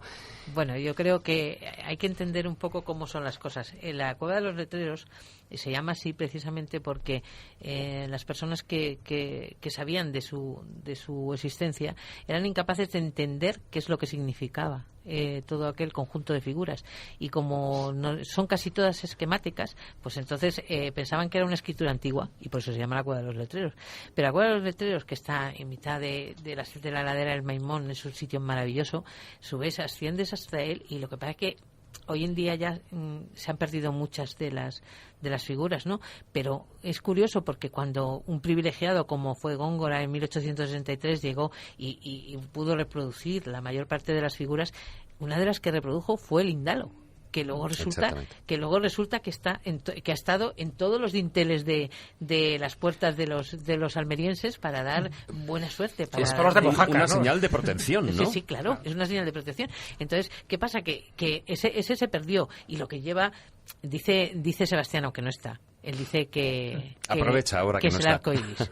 Yo digo simplemente que es un arco, pero él dice que puede ser un arco floral o un arco iris. El cielo protector, ¿no? Como también sí, eso plantean. dice él. Yo me inclino a creer más que en fin, es un poco difícil argumentar, ¿no? La teoría no es suya, la teoría la elaboró exactamente, no me acuerdo exactamente cómo se llama, pero vamos, es alguien que cuando lo vio por primera vez, alguien de cierto renombre que cuando lo vio por primera vez pensó que efectivamente estaba señalando la alianza del hombre con él dice que sobre el cielo y con el arco iris, fundamentalmente. Yo creo que él sobre todo dice que él cree que es un arco floral porque es un arco ritual. Entonces, como las escenas representadas son escenas de caza o bueno, incluso muchas de ellas somos incapaces de interpretarlas, ¿no? Y en cuanto al diablo, que se supone que... Bueno, el diablo, el hechicero, ¿no? Es un hechicero. Es un hechicero, y Sebastián diría que es un chamán. Lo que sí es verdad es que es una figura muy especial, porque es semiesquemática, no es ni siquiera esquemática, es semiesquemática, ¿no? Y tiene unos cuernos y luego además lleva como una especie de bellota en la mano, y es una figura muy curiosa. La verdad es que parece pertenecer a un ritual, y yo diría que sí lo es. Porque además un ritual en acción, ¿no? Porque parece como claro, que está como una hoz en la mano o algo así. Pero fíjate que podríamos llevar esta teoría un poquito más lejos si la ponemos en comparación a la figura de la Cueva de los Letreros con otras que hay en otros lugares de España, como por ejemplo con los bailarines de Conquezuela, o por ejemplo con el mago o el brujo de la Cueva de la Graja, que está en Sierra Mágina. Todos tienen una posición más o menos que podría ser extrapolable al arco iris o a un arco. Bueno, pero el hechicero del chamán lo tiene hacia abajo. El chamán lo tiene hacia abajo. Es el Indalo el que lo lleva hacia arriba. Sí, no, pero vamos a ver. Quiero decir que... No, vamos a ver. Estos bailarines que aparecen en distintas pinturas rupestres, esa lo quiero llevar. Quizá el carácter ceremonial venga de que en ese momento están realizando una danza de alguna manera en que los brazos tienen mucha importancia al ser lanzados hacia el cielo y al ser entrecruzados. Bueno, yo recuerdo, por ejemplo, como viviente y como pintura rupestre, me permitís que os comente que hay un personaje maravilloso, pero maravilloso, que yo además he reproducido, incluso porque me encanta, que está en el río Martín, en Teruel. Y lo que sí es verdad es que es un cazador. Y ese no es que baile, es que está dando un paso de gigante detrás de una presa. Entonces, para mí, quiero decir, esa figura es de las más bellas que hay, que nos han llegado de pinturas rupestres, y sí es cierto que es una preciosidad el pequeño cazador. Y ese no lleva una especie de bombachos y extiende las piernas para dar un salto, curiosamente, ¿no? Sí, yo creo que un poco también lo que decía Juan Ignacio, es cierto que se da en multitud de pinturas rupestres, incluso también en ideogramas, en grabados, por ejemplo en Peñatú, en Asturias, también hay una especie de danza. Es muy difícil saber un poco lo que puede significar, porque han pasado miles y miles de años, ¿no? Pero es cierto que el indalo es un símbolo universal, es decir, sea el arco iris, sea la bóveda celeste, da lo mismo, sí. Sea un arco, en el fondo lo que está representando es esa comunión cósmica del ser humano con la tierra y con el cielo. Sí, de todas formas yo creo que lo que ellos también intentaban muchas veces, ya no solo el ritual, sino es un acercamiento de sus propias personas al más allá. Claro. Y la manera de acercarlo era también exponer cómo eran, ¿no? Entonces, por ejemplo, es el hecho de, quiero decir, son las figuras, por ejemplo, de la Cueva de la Vieja, o las figuras que aparecen en muchos otros puntos de la península. Por ejemplo, las mujeres con niños, cosas curiosas, ¿no? Un montón de símbolos que realmente lo que yo creo que intentaban era comunicar nuestra forma de vida, o nuestro ser humano como tal, con el más allá. Sí, no, había escenas cotidianas, evidentemente, pero había otras escenas que parece que obedecen a un tipo de ritual. Rituales, que sí. Puede ser una danza, que puede ser una ceremonia, y de ahí que prácticamente en todos los abrigos rupestres, en todas las cuevas, aparezca un chamán, pero no un chamán normal. Normalmente siempre es de mayor tamaño, es como una especie gigante, y revestido de una cierta sacralidad que se la da la máscara, de ahí que parezca que tiene cuernos, o que parece que tiene una cabeza de búfalo. Sencillamente es algo, una especie de disfraz que se ponía para oficiar esas ceremonias, precisamente porque el chamán servía de intermediario, ¿no?, entre el mundo de los vivos y el mundo de los muertos, o el mundo de lo visible y el mundo de lo invisible. Pues eso, que es una característica que incluso también se da en la Cueva de Alpera, donde también los atributos, por ejemplo, itifálicos, es decir, los atributos masculinos, también se realzan, porque en el fondo son rituales de fertilidad. No sé si está claro, ¿no? Y además, sí, por supuesto que estoy de acuerdo, y además yo veo muy claro que decir que hay un montón de rituales que están recogidos y que son un poco el presagio de lo que ellos pedían como algo bueno, ¿no? Entonces es inevitable que tenga una simbología ritual muy grande. Siguiendo esa ruta por lugares sagrados, por enclaves de poder, ahora me gustaría, estamos en Almería y nos vamos a ir al norte de la península, porque allí hay un valle, un espacio precioso en Cantabria, el valle de Valderredible, que cuenta con un conjunto de cuevas excavadas y que, bueno, pues cuanto menos, o sea, la zona merece la pena todo lo que es el conjunto a hablar de ello. ¿Tú has estado por la zona? Bueno, sí, la conozco muy bien, además, porque la he recorrido y la he pateado por caminos hasta la saciedad. Pero yo diría que cualquier persona que se quiera acercar a Valderredible, lo primero que tiene que hacer es subir por la lora burgalesa hasta el mirador de Valcabado. El mirador se asoma a todo el valle. Todo el valle se ve desde arriba y es impresionante, porque el espacio se abre además justo en transversal y puedes ver desde la zona más alejada, que es donde está San Martín de Lines, la colegiata maravillosa, donde ya el Ebro se mete hacia Urbaneja de Castillo y todo eso, hasta la otra punta, justo donde está Cezura, y es bellísimo, el valle es bellísimo. Aparte de la belleza, ¿qué hace especial al lugar? Yo creo que si tuvieran que decirte, probablemente el petróleo y el cracking lo hacen muy especial, pero para mí que fue un lugar donde se refugiaron un sinfín de eremitas en época visigoda, y entonces quedaron allí casi aislados, y fueron los que aprovecharon las cuevas de la zona para poder habitar como verdaderos eremitas. Y después eso que estaba sacralizado ya se terminó de sacralizar, la Iglesia lo terminó de hacer, de convertir en sagrado, cuando creó los propios templos dentro de las cuevas, ¿no? Esos eremitorios rupestres, ¿no? Que es lo que le da esa Santa María de característica al Valverde barrio. es de los sitios más bellos que yo conozco como iglesia y está excavado totalmente en roca. Sí, efectivamente. Todos están excavados totalmente en roca, pero si podemos ver incluso varias etapas si nos salimos un poco de la ruta. Por ejemplo, si vamos al eremitorio de San Pelayo, lo vemos en un estadio, digamos, eremítico. Pues sí, claro. Luego ya llegamos al estado de iglesia cuando llegamos a Cadalso, cuando llegamos a Presillas de Bricia, me refería a Arroyuelos, donde ya no vamos a encontrar la iglesia en uso, pero sí los elementos, por ejemplo, unas escaleras que llevan a un coro incluso, ¿no? Es un sitio verdaderamente, además son lugares donde hay una energía especial, eso está claro. Tú cuando entras allí notas algo de lo que ellos debieron sentir. Yo no sé, pero vosotros que entendéis más de estas cosas, imaginaos a un eremita en una cueva como pueda ser la de Santa María de Valverde o la de... Eso la llaman la catedral, ¿no? De las ermitas rupestres. Efectivamente. Bueno, pues imaginaos un ser viviendo allí y además con toda esa forma de pensar y de vivir y de sentir que tenían ellos, porque era algo muy especial el poderse retirar a un lugar tan apartado y tan emblemático como es el Valle de Valderredible, y allí pues a vivir de por vida, quiero decir, a pasar tu vida y a morir allí, es una cosa curiosa. Huyendo del mundanal ruido, que es lo que buscaba un eremita. Sí, Una pregunta, Esther, ¿tú crees que estuvo allí San Millán? Pues no sé qué decirte. Ya me parece un poco exagerado. Porque la pregunta tiene su enjundia. Sí, yo creo que existen tradiciones para todo y no sé, apuntar o apresurar cosas que no están documentadas como buena historiadora, casi que son elucubraciones más que otras. Hay todo, creo que es un historiador inglés que se ha aventurado a decir, claro, por supuesto, con el beneplácito del gobierno de Cantabria, que allí es donde realmente nace el castellano, ¿no? En La Rioja, porque San Millán... No, efectivamente, luego está eso ya está echado por tierra, porque evidentemente esas teorías salieron muy rápidamente en los periódicos, además, claro, y bueno, se montó un pollo de mi demonio, se montó, pero no, yo creo que esas cosas definitivamente se demostró que no era cierto, que de alguna forma había un sofisma en esas aseveraciones y que entonces cojeaban en algún punto y no llevaban al final indicado, ¿no?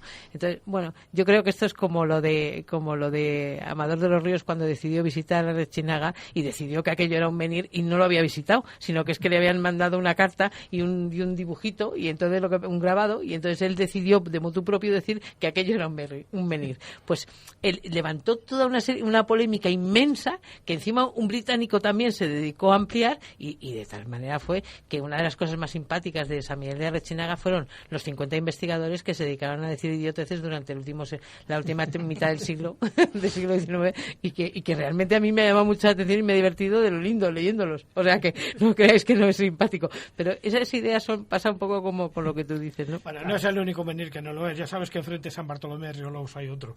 Bueno, de todas formas, yo creo que lo importante es la tradición. Porque para mí la tradición es parte de la historia, ¿no? Entonces, si la gente tiene en su tradición que existe un menhir o que existe eso forma parte indisoluble de un lugar, de un monumento, de un centro de poder. Hay un dolmen, además ese se puede ver perfectamente.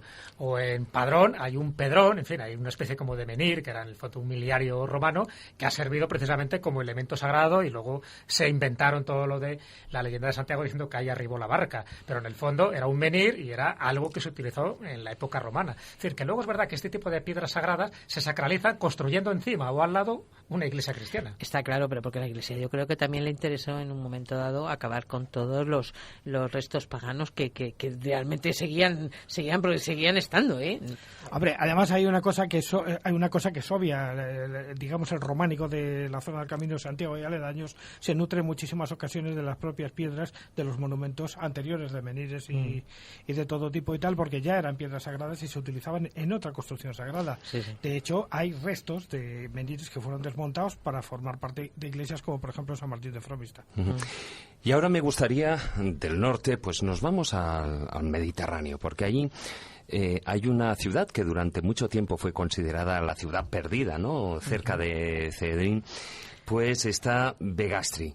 Begastri, que además envuelve, yo creo que diría uno de los misterios más curiosos de esta zona, una cruz en la que, bueno, pues tal vez de origen paleocristiano, no sabemos exactamente, ¿no? Bueno, tú nos dirás, pero sí que lleva una serie de elementos muy curiosos. Pues sí, si vosotros hablarais con Sebastián, os diría, y es verdad, y no, que no es mentira, que si veis la cruz, lo que pasa es que leyéndolo, en las agujas del reloj se lee tarot. Y eso es cierto, ¿eh? Quiero decir, puede cualquier persona mirarlo y es cierto.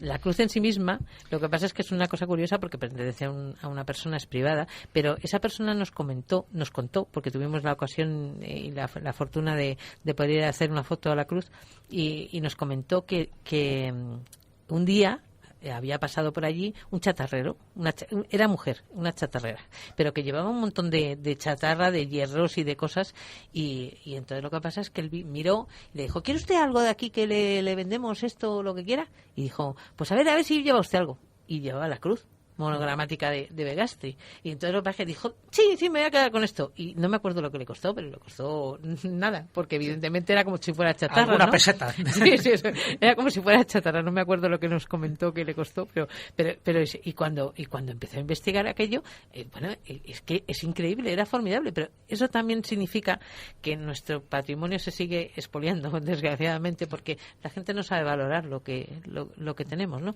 Pero Begastri es una de las ciudades perdidas más significativas de la época, bueno, de época íbera, porque originalmente era íbera, luego, y fue creciendo con el tiempo, y los romanos lo que pasa es que la agrandaron, y después los visigodos la agrandaron, y lo que pasa es que llegó a ser bueno, pues un importante enclave visigodo, y sobre todo para la iglesia. Entonces, esa cruz monogramática es la que se utilizaba, parece ser, para bendecir las basílicas, y que la propia Begastri tenía una, ¿no? Pero lo curioso de Begastri, también, aparte de cómo apareció, que es muy triste, y cómo se llevaron un montón de cosas, porque en el siglo XIX estas cosas pues ocurría como ocurrían y ya está. Pero muy cerquita, en el Cerro de los Santos, que no queda nada, porque no queda nada más que un pequeño obelisco recordando que allí hubo un santuario íbero, y ese santuario era maravilloso. De allí salieron cientos de esculturas. Pero lo más curioso del caso es que de época íbera entonces no se sabía prácticamente nada, ni se sabía quiénes eran los íberos. Entonces, cuando un señor vio lo que las figuras que salían de allí daban dinero, que era el llamado relojero de Yecla, pues entonces cogió y empezó a hacer copias de esas esculturas, y de tal manera hacía las copias que llegaron a estar en una exposición internacional en París. Y claro, como resulta que parte de ellas eran copias y parte de ellas eran originales, se echó por tierra todo lo que era la historia íbera, que estaba empezando a dar sus primeros pasos. Y esto ocurría en el siglo XIX. Es una pena, porque eso sirvió también para empañar el origen íbero de la Dama de Elche, por ejemplo, ¿no? Se pensó que era una falsificación de finales del siglo XIX. Y en parte era por esto, porque tampoco era una época en la que la arqueología no había ningún control, en fin, se excavaba, se encontraban figuras, y si eran valiosas se vendían, incluso muchas veces fuera de España, o se rompían o se hacían reproducciones. Pero es verdad que el Cerro de los Santos ha sido como, bueno, pues un auténtico tesoro a todos los niveles, ¿no? Claro. De estatuillas. La Gran Dama Oferente es una de ellas. La Gran Dama Oferente, efectivamente, claro, que es maravillosa, pero es que eso y las cientos de figuras más, que además, curiosamente, no sé, incluso el propio Patrimonio Nacional compraba las malas, las compraba, y había gente que sabía lo que estaba ocurriendo y lo estaba avisando, y dice, bueno, ¿y por qué? Bueno, pues porque no tenía valor, las cosas no tenían valor. Pero ¿sabéis qué pienso también? Que las cosas tampoco no tienen el valor que deberían tener, porque si de verdad la gente aprendiera a respetar la historia, que es algo que para mí es vital para no cometer los mismos errores, no se estarían destruyendo un montón de cosas que se destruyen, y que se destruyen en balde. Cualquier día cambia el signo de cabeza de Dios sabe quién, y lo que pasa es que vuelve a pasar otra vez lo mismo, y volvemos a perder otra vez nuestro patrimonio y nuestra historia. Lo que está pasando con los yihadistas, que por desgracia se están cargando también un patrimonio milenario, ¿no? Está claro. Por cuestiones fanáticas y religiosas. Es verdad verdad que antes aquí nos ha destruido por cuestiones fanáticas y religiosas, pero sí por ignorancia. Y también la ignorancia, sabes que es un peligro total para mantener este patrimonio arqueológico. Pues sí, lo hablábamos antes, y quizás de las cosas que más me dolieron cuando estaba yo estudiando sobre el libro, precisamente fueron los testimonios de aquellas personas que se acercaron a Santes Creus después de la desamortización y que extrajeron a martillazos del sepulcro de Jaime II y Blanca Yu, extrajeron los cadáveres, los rompieron, los quemaron y los dispersaron por todas partes. Y si no hicieron lo mismo con el de Pedro el de Pedro el Grande, fue precisamente porque era de pórfido, era una bañera de pórfido que habían traído de Roma, y lo que pasa es que era tan duro el material que los martillazos no hicieron mella en él, con lo cual es cierto que se preservara ha dado pie a que se haya podido investigar la momia, ya que se hayan sabido un montón de cosas sobre Pedro, ¿no? Pero sí es real que nos ha ocurrido, y que yo a lo largo de la historia he visto que también aquí se ha hecho mucho daño, por lo que tú dices, por ignorancia, pero también por rencor. Y eso es algo muy duro. Por rencor, y bueno, también afortunadamente en España, bueno, pues tenemos cantidad enorme de restos que posiblemente no llegamos a valorar, ¿no? Porque muchos de esos restos no llegan a conocimiento del gran público, no lo llegan a valorar precisamente por eso. Tú has estado nombrando Santes Creus, es uno de esos lugares posiblemente muy conocidos ya, sobre todo en lo que es la costa, digamos, mediterránea, la zona de Cataluña, pero sí que me gustaría, hemos estado hablando de una serie de enclaves no tan conocidos para el gran público, y sí que me gustaría hablar de uno que a mí me ha llamado mucho la atención del libro, que es San Vicente de Serrapio. O de Serapio, como queráis, ¿no? Porque es una ermita que así aparentemente desde fuera pues no guarda gran importancia. Nada, de fuera, sí. Pero luego, en lo que pueden ser en su interior, vosotros le habéis puesto alquimia en piedra, por los símbolos, por los canecillos, por las calaveras que aparecieron, las calaveras, sí, etcétera. Cuéntanos sobre ella. Yo diría que San Vicente de Serrapio es todo un enigma, y para mí lo es porque la primera vez que yo llegué todavía no se habían restaurado las pinturas, pero se veía perfectamente, y eso es algo que es curioso, y es que no sé si os habéis fijado que hay un Cristo crucificado que tiene un ángel al lado, y el ángel tiene una copa, un cáliz, y de la muñeca del Cristo cae una gota de sangre sobre el cáliz, lo cual, si hay alguien que tiene que hablar de alquimia, desde luego, más alquimia que aquí ahí no hay nada, pero en sí mismo es también original, porque cuando se hicieron una serie de restauraciones, parece ser que aparecieron unas cajas que al abrirse debían tener reliquias y que se perdieron porque se habían deshecho, y estaban en un agua, en agua cristalina, una cosa muy curiosa.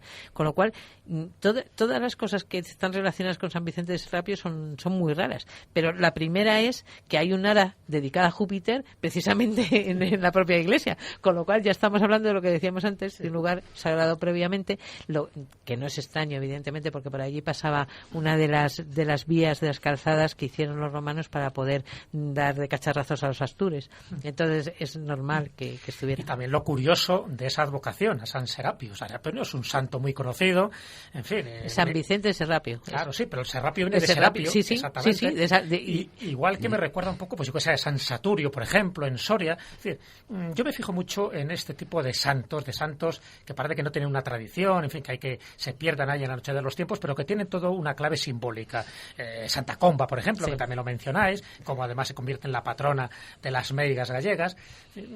Cuando se habla de este tipo de santos que no son conocidos, porque no estamos hablando de San Miguel, ni de San Juan, ni de, todos los que conocemos los evangelistas, de alguna forma yo creo que nos pone un poco en sintonía, y eso yo creo que Sebastián estaría de acuerdo, ¿no? Nos pone en sintonía con la energía que se maneja en ese sitio, ¿no? Sí, ¿Os habéis dado cuenta un poco que en el concejo de ayer, que es donde está este lugar, San Vicente de Serrapio, había algún tipo de culto muy determinado, muy específico, a raíz un poco de esto que estás contando? Porque sabes que luego cada ermita o cada santuario está especializado en algo. Sí, no, pero es que el ejemplo más claro es Santa Eulalia de Bóveda, y yo soy una enamorada de Santa Eulalia, Lugo, porque lo que sí es cierto es que no deja de ser un taurobolio dedicado a Cibeles, y es cierto que todo lo que se ha hecho sobre ella, lo único que ha hecho ha sido impedir que realmente se llegara a esa conclusión, pero al final el puzzle se encajaba perfectamente y se llegó y quiero decir, se sabe perfectamente que allí se celebraba esa ceremonia, con lo cual no es extraño. Santa Eulalia también también es lo que tú dices, es una santa curiosa. De Mérida, martirizada en el siglo además, IV. Sí, la patrona de Barcelona también, y que quiero decir que es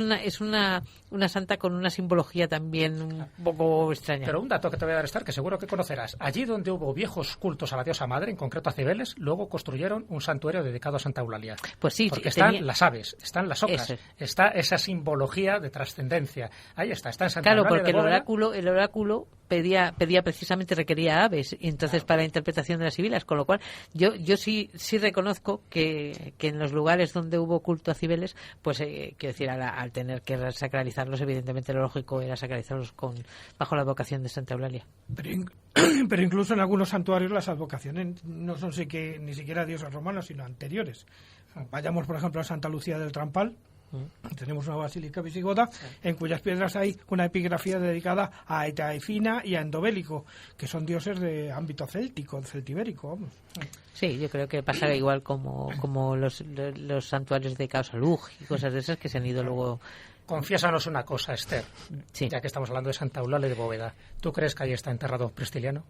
No, claramente para mí no. Pero lo que sí entiendo, o quizá yo soy un poco sui generis para estas cosas, es que lo más importante para mí de Santa Eulalia de Bóveda precisamente ni siquiera es Santa Eulalia, sino que es el hecho de que toda aquella fuerza que se conseguía cuando se hacía la ceremonia sagrada del Taurobolio en época romana, toda esa fuerza ha quedado impregnada, las piedras han quedado impregnadas de ella, y hasta el punto ha sido que el canto de las aves ha llegado a las tradiciones más simpáticas de la zona, y entonces es lo de la gallina esa que desaparece cuando la mira alguien. Sí. Pues eso es.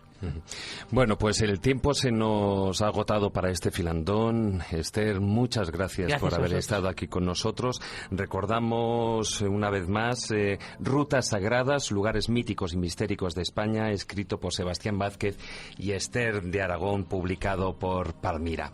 Muchas gracias.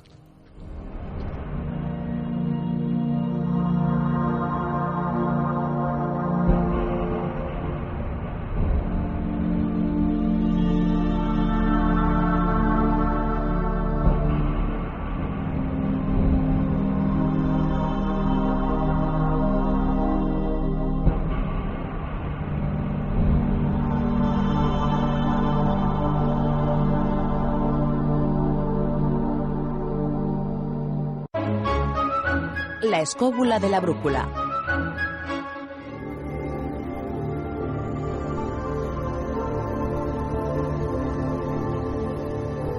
El zurrón del caminante.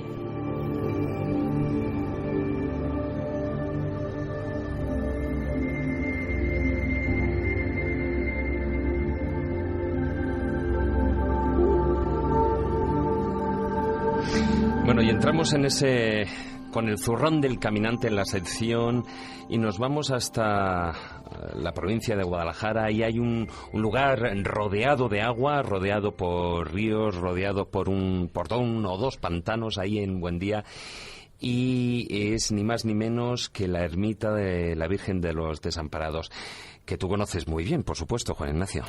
Bueno, estamos en el límite justo entre Guadalajara y Cuenca, en lo que llamamos la zona de Altomira, aunque esta sierra es muy específica en concreto. ¿Cómo se llega a este lugar? Dificilísimo de llegar y prácticamente desconocido, porque claro, este es de estos sitios donde para conocerlo de los tuyos, hay que es tener un lugar de los tuyos. Muy buena información e ir muy bien enfilado, porque no se llega de cualquier manera.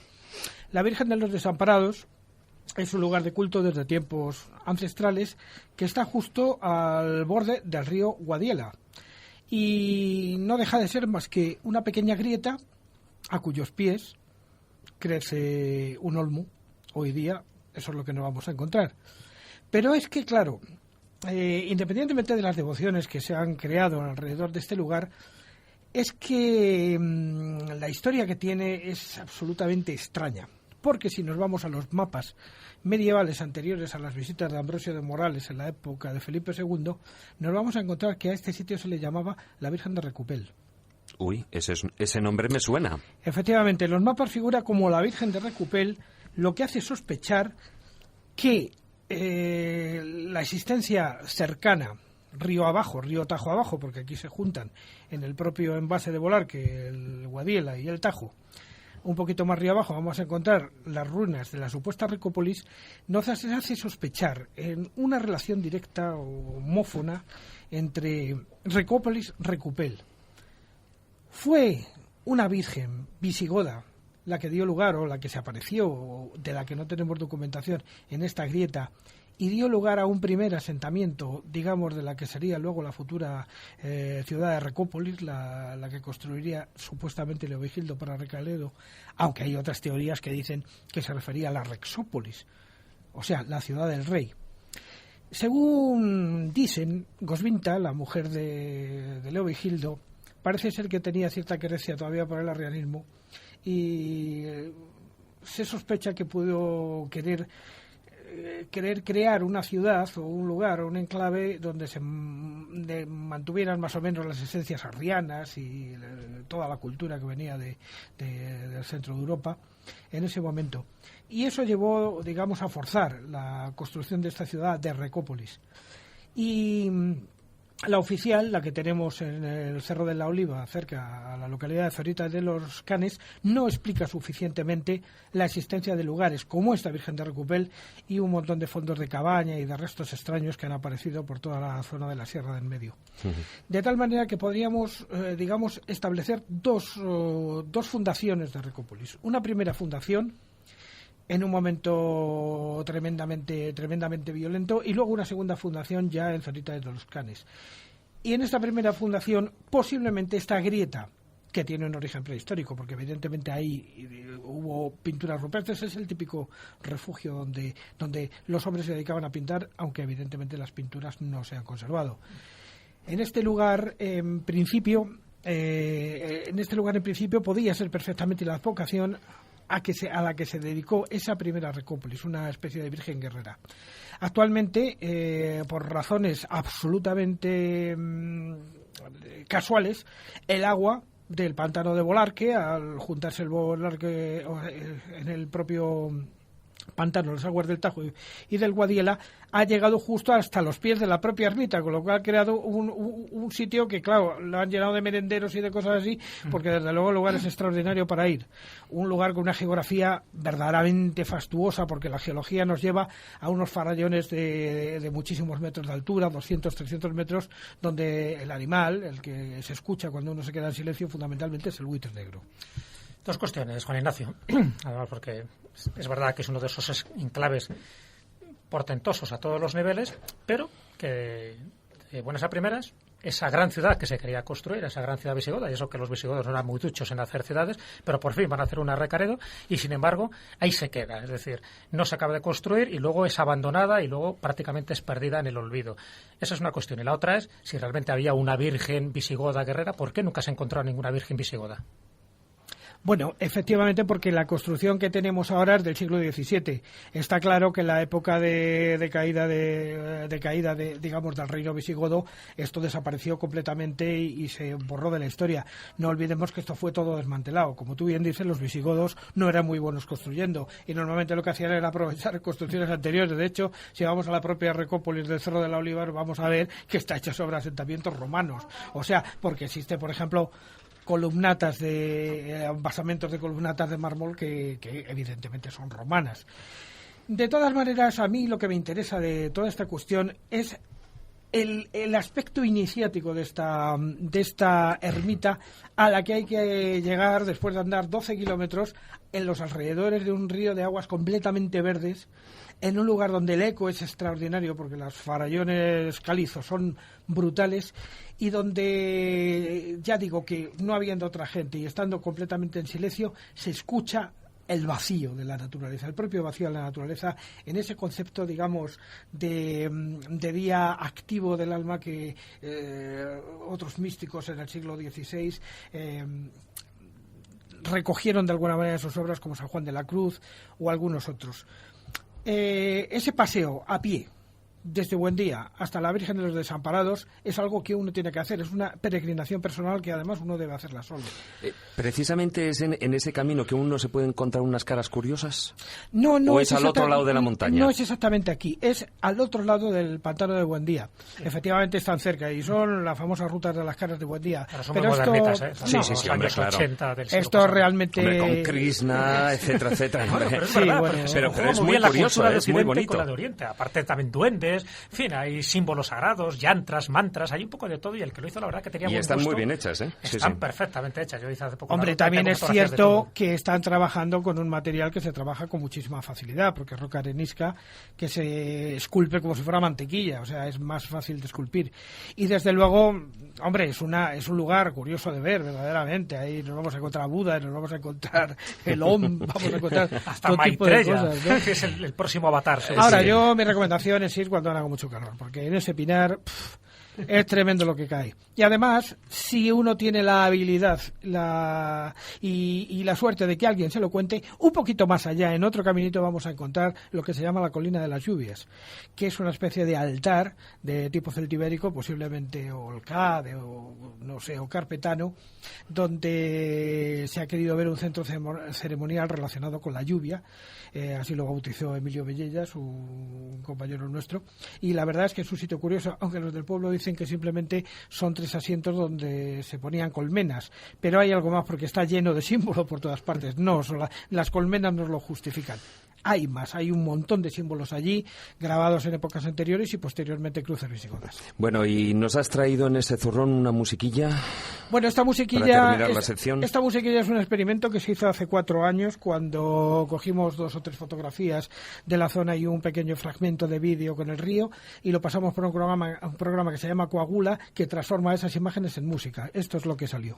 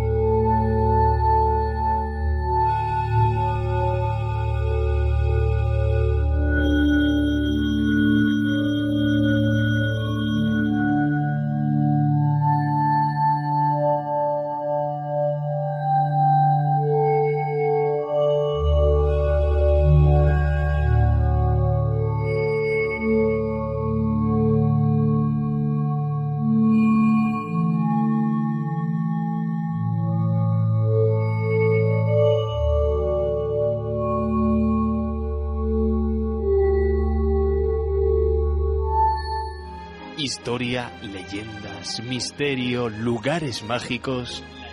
La escóbula de la brújula. Asustos espinosos.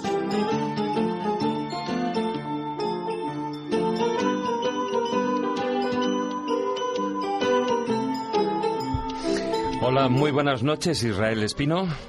Muy buenas noches, compañeros, ¿qué tal? Bien, te oímos alto y claro, a pesar de que estás por ahí en las alturas, en la cordillera cantábrica palentina, ¿no?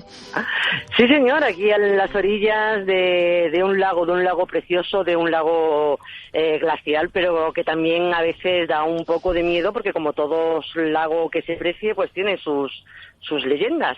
Hombre, sobre todo una de ellas es su profundidad, su enorme profundidad. Sí, dicen que es de estos lagos que no tienen fondo o que comunican con el mar Cantábrico, incluso, sí.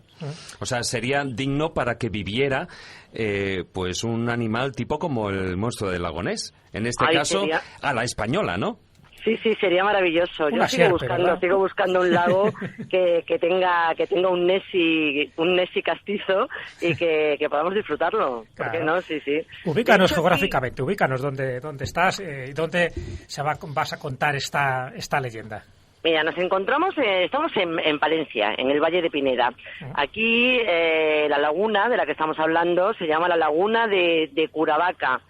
No hay leyenda que hable de que cure realmente a las vacas, pero sí, como bien decís, de que las vacas desaparezcan. Se las tragan, ¿no? Sí, claro. Efectivamente, en esa inmensidad de lago sin fondo, que bueno, que no solamente se traga a las vacas, sino que cuenta la leyenda que se traga a personas y que, bueno, que se desatan en su interior unas terribles tormentas y que habita un ser, no un Nessie, pero casi, una enorme serpiente que también acaba cuando se decide salir con todo aquel que se encuentra cerca.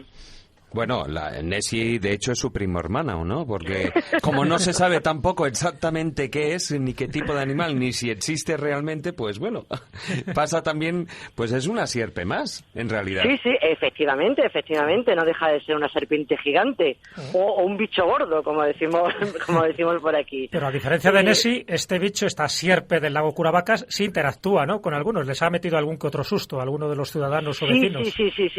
De hecho, bueno, de los últimos fue de un lugareño que iba con su hijo, pero se habla mucho antes ya de la época de la Reconquista. Una de las primeras apariciones cuentan que una pareja de enamorados, se ve que la Reconquista se la pasaron enamorándose moros y cristianas con una facilidad terrible, y entonces desde el amor a la guerra hay un paso. Exactamente, mucho tiempo libre también, se veía mucho cinturón de castidad. O fue la misma pareja que se paseó por toda España, que también puede ser, la misma pareja de moro y cristiana. Bueno, pues cuentan que este moro y esta cristiana estaban totalmente enamorados, tanto que cuando vuelven a ganar los cristianos y los árabes tienen que huir, ella decide acompañarle, dejar su religión, porque el amor ha podido más que su Dios. Entonces abandona su religión y lo sigue. Cuando pasan por este valle, de pronto ven una luz muy grande, se asoman y ven este lago, esta laguna de Curavaca, con unas aguas límpidas y transparentes, en las que ella, puesto que era bellísima, pues decide que tiene que mirarse porque tiene que mirarse en esas aguas. Al acercarse, ahí hay dos versiones, unos dicen directamente que cae y no vuelve a aparecer nunca más, y la otra cuenta que es la primera aparición de esta sierpe monstruosa, de este monstruo, que curiosamente aparece siempre antecedido de una extraña nube blanca que se forma, que sale del lago, se forma arriba, y entonces es cuando sale esta monstruosa serpiente que hace que se embravezca terriblemente todo el lago como si fuera un mar, y se lleva consigo pues a todo lo que pilla, como decíamos.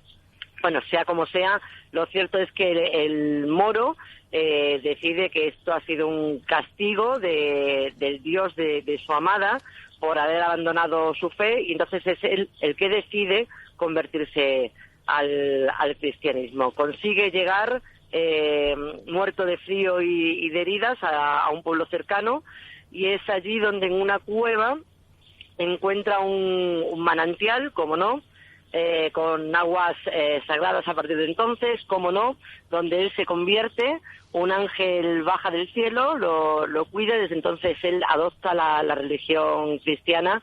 Bueno, ya tenemos una conversión más, un manantial mágico más, y una laguna encantada más.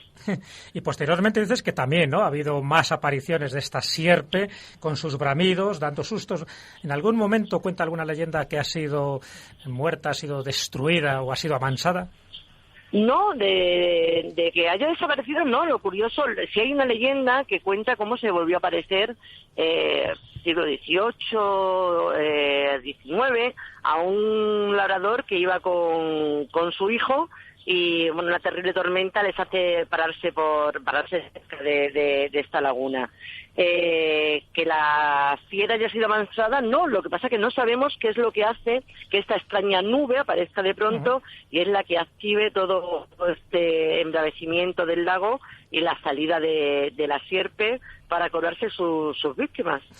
Además, como bien sabes, en casi todos estos lagos, lagunas, pozos ibéricos que están relacionados con sierpes, siempre hay algún santo protector, ¿no?, al que hay que invocar, desde Santiago Apóstol, por ejemplo, en el Cuélvere de San Vicente de la Barquera, San Emerio con el Drac de Bañolas, San Atanasio Teodoro con el dragón del Pico Sacro. En este caso creo que San Lorenzo era otro de los santos que había que invocar si algún día te encuentras con este peligroso animal. Pues mira, eso no lo sabía yo, como siempre, Jesús, me sigues enseñando cosas. Pues ya sabes, si estás ahí cerca, acuérdate de San Lorenzo, porque parece que es el santo protector. Te iba a decir, y además te lo agradezco como no sabes, porque por si acaso se me echa la noche encima y veo alguna nube blanca y veo que estas aguas empiezan a perder su tranquilidad. Ya sabemos, pues fíjate, yo hubiese invocado quizás a San Miguel por eso de la serpiente, ¿verdad? O claro, sí, porque San Miguel se le relaciona mucho con el dragón del Monte Aralar, Navarra, y con tantos y tantos otros, ¿verdad? Sí, pero bueno, sí. Hay San Lorenzo, que también creo que intervino en el Culebrón de la Gotera, porque bueno, como estamos muy cerca de León, pues también eso influye que sea un santo protector de todo lo malo que pueda acaecer en ese tipo de zonas bastante faragosas por otra parte, y por otra parte hundidas, ¿no?, en la profundidad un poco de los misterios, como este lago. Se sabe también, hay una leyenda por ahí que decían que comunicaba con algún otro lago o con algún otro lugar, ¿no? De ahí un poco que puedan aparecer y desaparecer este tipo de fieras. Sí, yo de hecho lo que he oído es que comunica directamente con el mar Cantábrico. Ole ahí, que sí, o sea que por el hecho de comunicar que no quede y que efectivamente que no tiene fondo, porque esas vacas de las que hablábamos que desaparecían en sus orillas, también ves otra similitud con Nessie, que decían que incluso se comía a las vacas que se acercaban mucho, pues cuentan que esas vacas nunca jamás vuelve a aparecer ni el cuerpo ni siquiera los huesos de esos animales. Bueno, no sé si será esa famosa sierpe o los montañeros, que la verdad es que hacen una barbacoa buena e interesante. En honor a San Lorenzo. En honor, hombre, siempre, por supuesto. La barbacoa en honor a San Lorenzo. La parrilla y San Lorenzo están muy unidos. Claro. Bueno, pues Israel, muchas gracias por haber estado una noche más aquí con nosotros. Un abrazo. Un verdadero placer, como siempre. Un abrazo, hasta luego, compañera. Un beso, chao.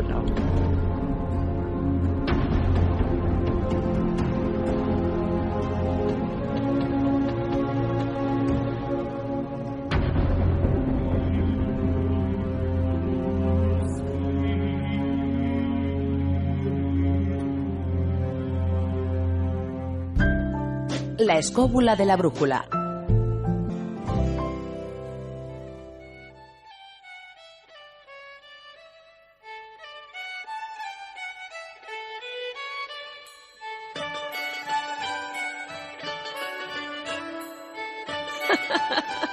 Los cuentos de Callejo.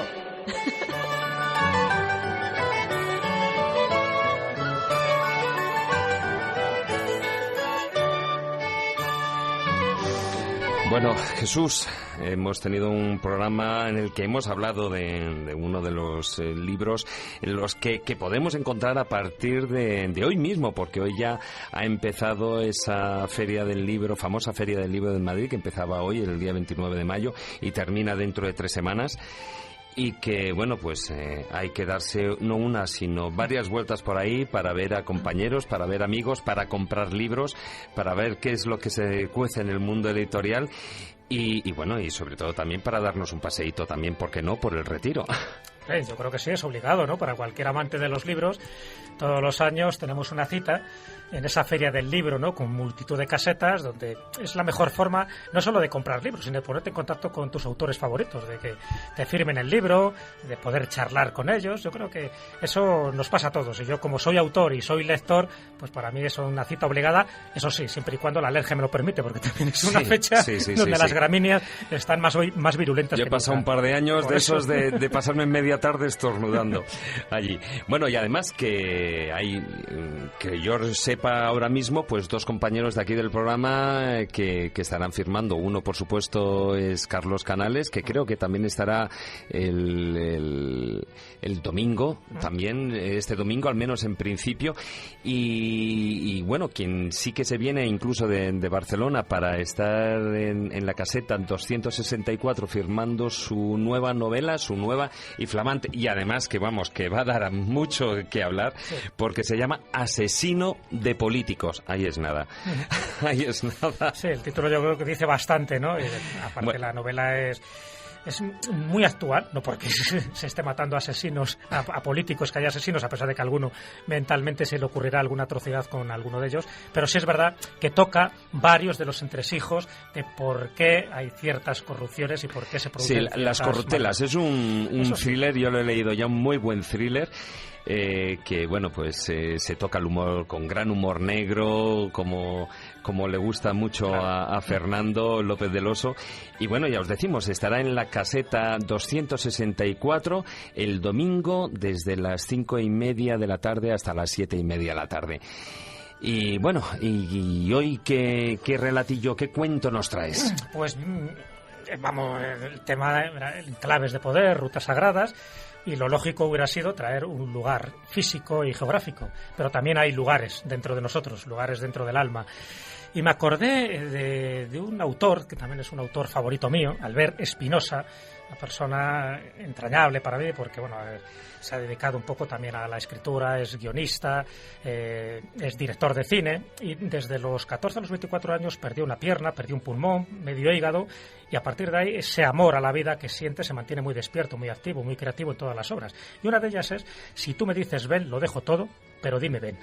Es una novela que escribió en el año 2011, en el que comentaba algo muy curioso. Él hablaba de amarillos, de perlas y diamantes. Para él hay personas en nuestra vida que pasan y de ellas guardas un grato recuerdo.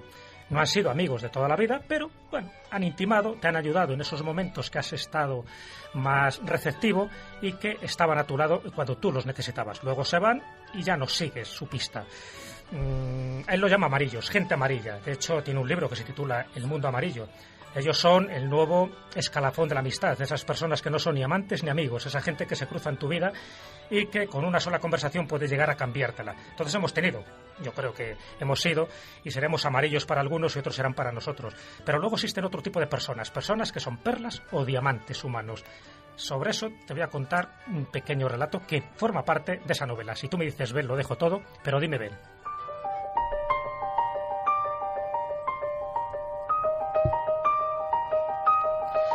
La historia habla de que en la vida hay que buscar encontrar 12 perlas cada año. Albert Espinosa dice: busco a 12 personas que no he conocido antes, pero que marquen mi año.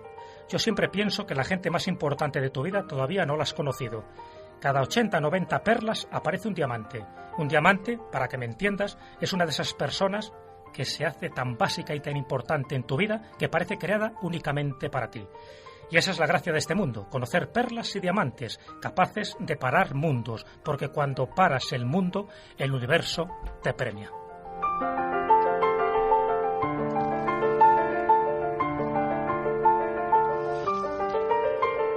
Bueno, interesante. Amarillos, perlas, diamantes. Yo creo que la novela habla justo de eso, de personas que te han marcado, personas especiales, surgidas de lo cotidiano. Hay gente así, hay gente que ha pasado por tu vida y que estás en ella y además que consigues, gracias a esas personas, una energía muy especial o tú le has transmitido esa energía especial. Cada uno de nosotros, en nuestro deambular, nos hemos encontrado con personas amarillas, tenemos perlas y tenemos diamantes. Todos los oyentes saben perfectamente qué son sus perlas y qué son sus diamantes. Alberto decía, si crees en los sueños, estos se cumplirán porque creer y crear solo están a una letra de distancia.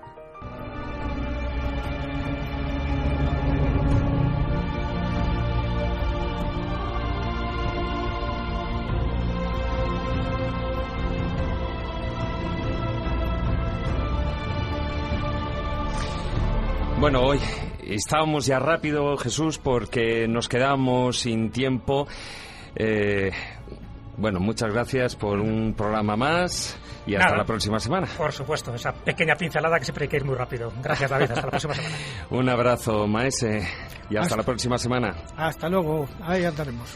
Y a vosotros, queridos amigos, muchas gracias por estar ahí, por acompañarnos, por vuestros mensajes. Os recordamos nuestra página web, laescobula.com, en las redes sociales, en Facebook, nuestra página oficial, La Escóbula de la Brújula, y en Twitter nuestro perfil es @escobuleros.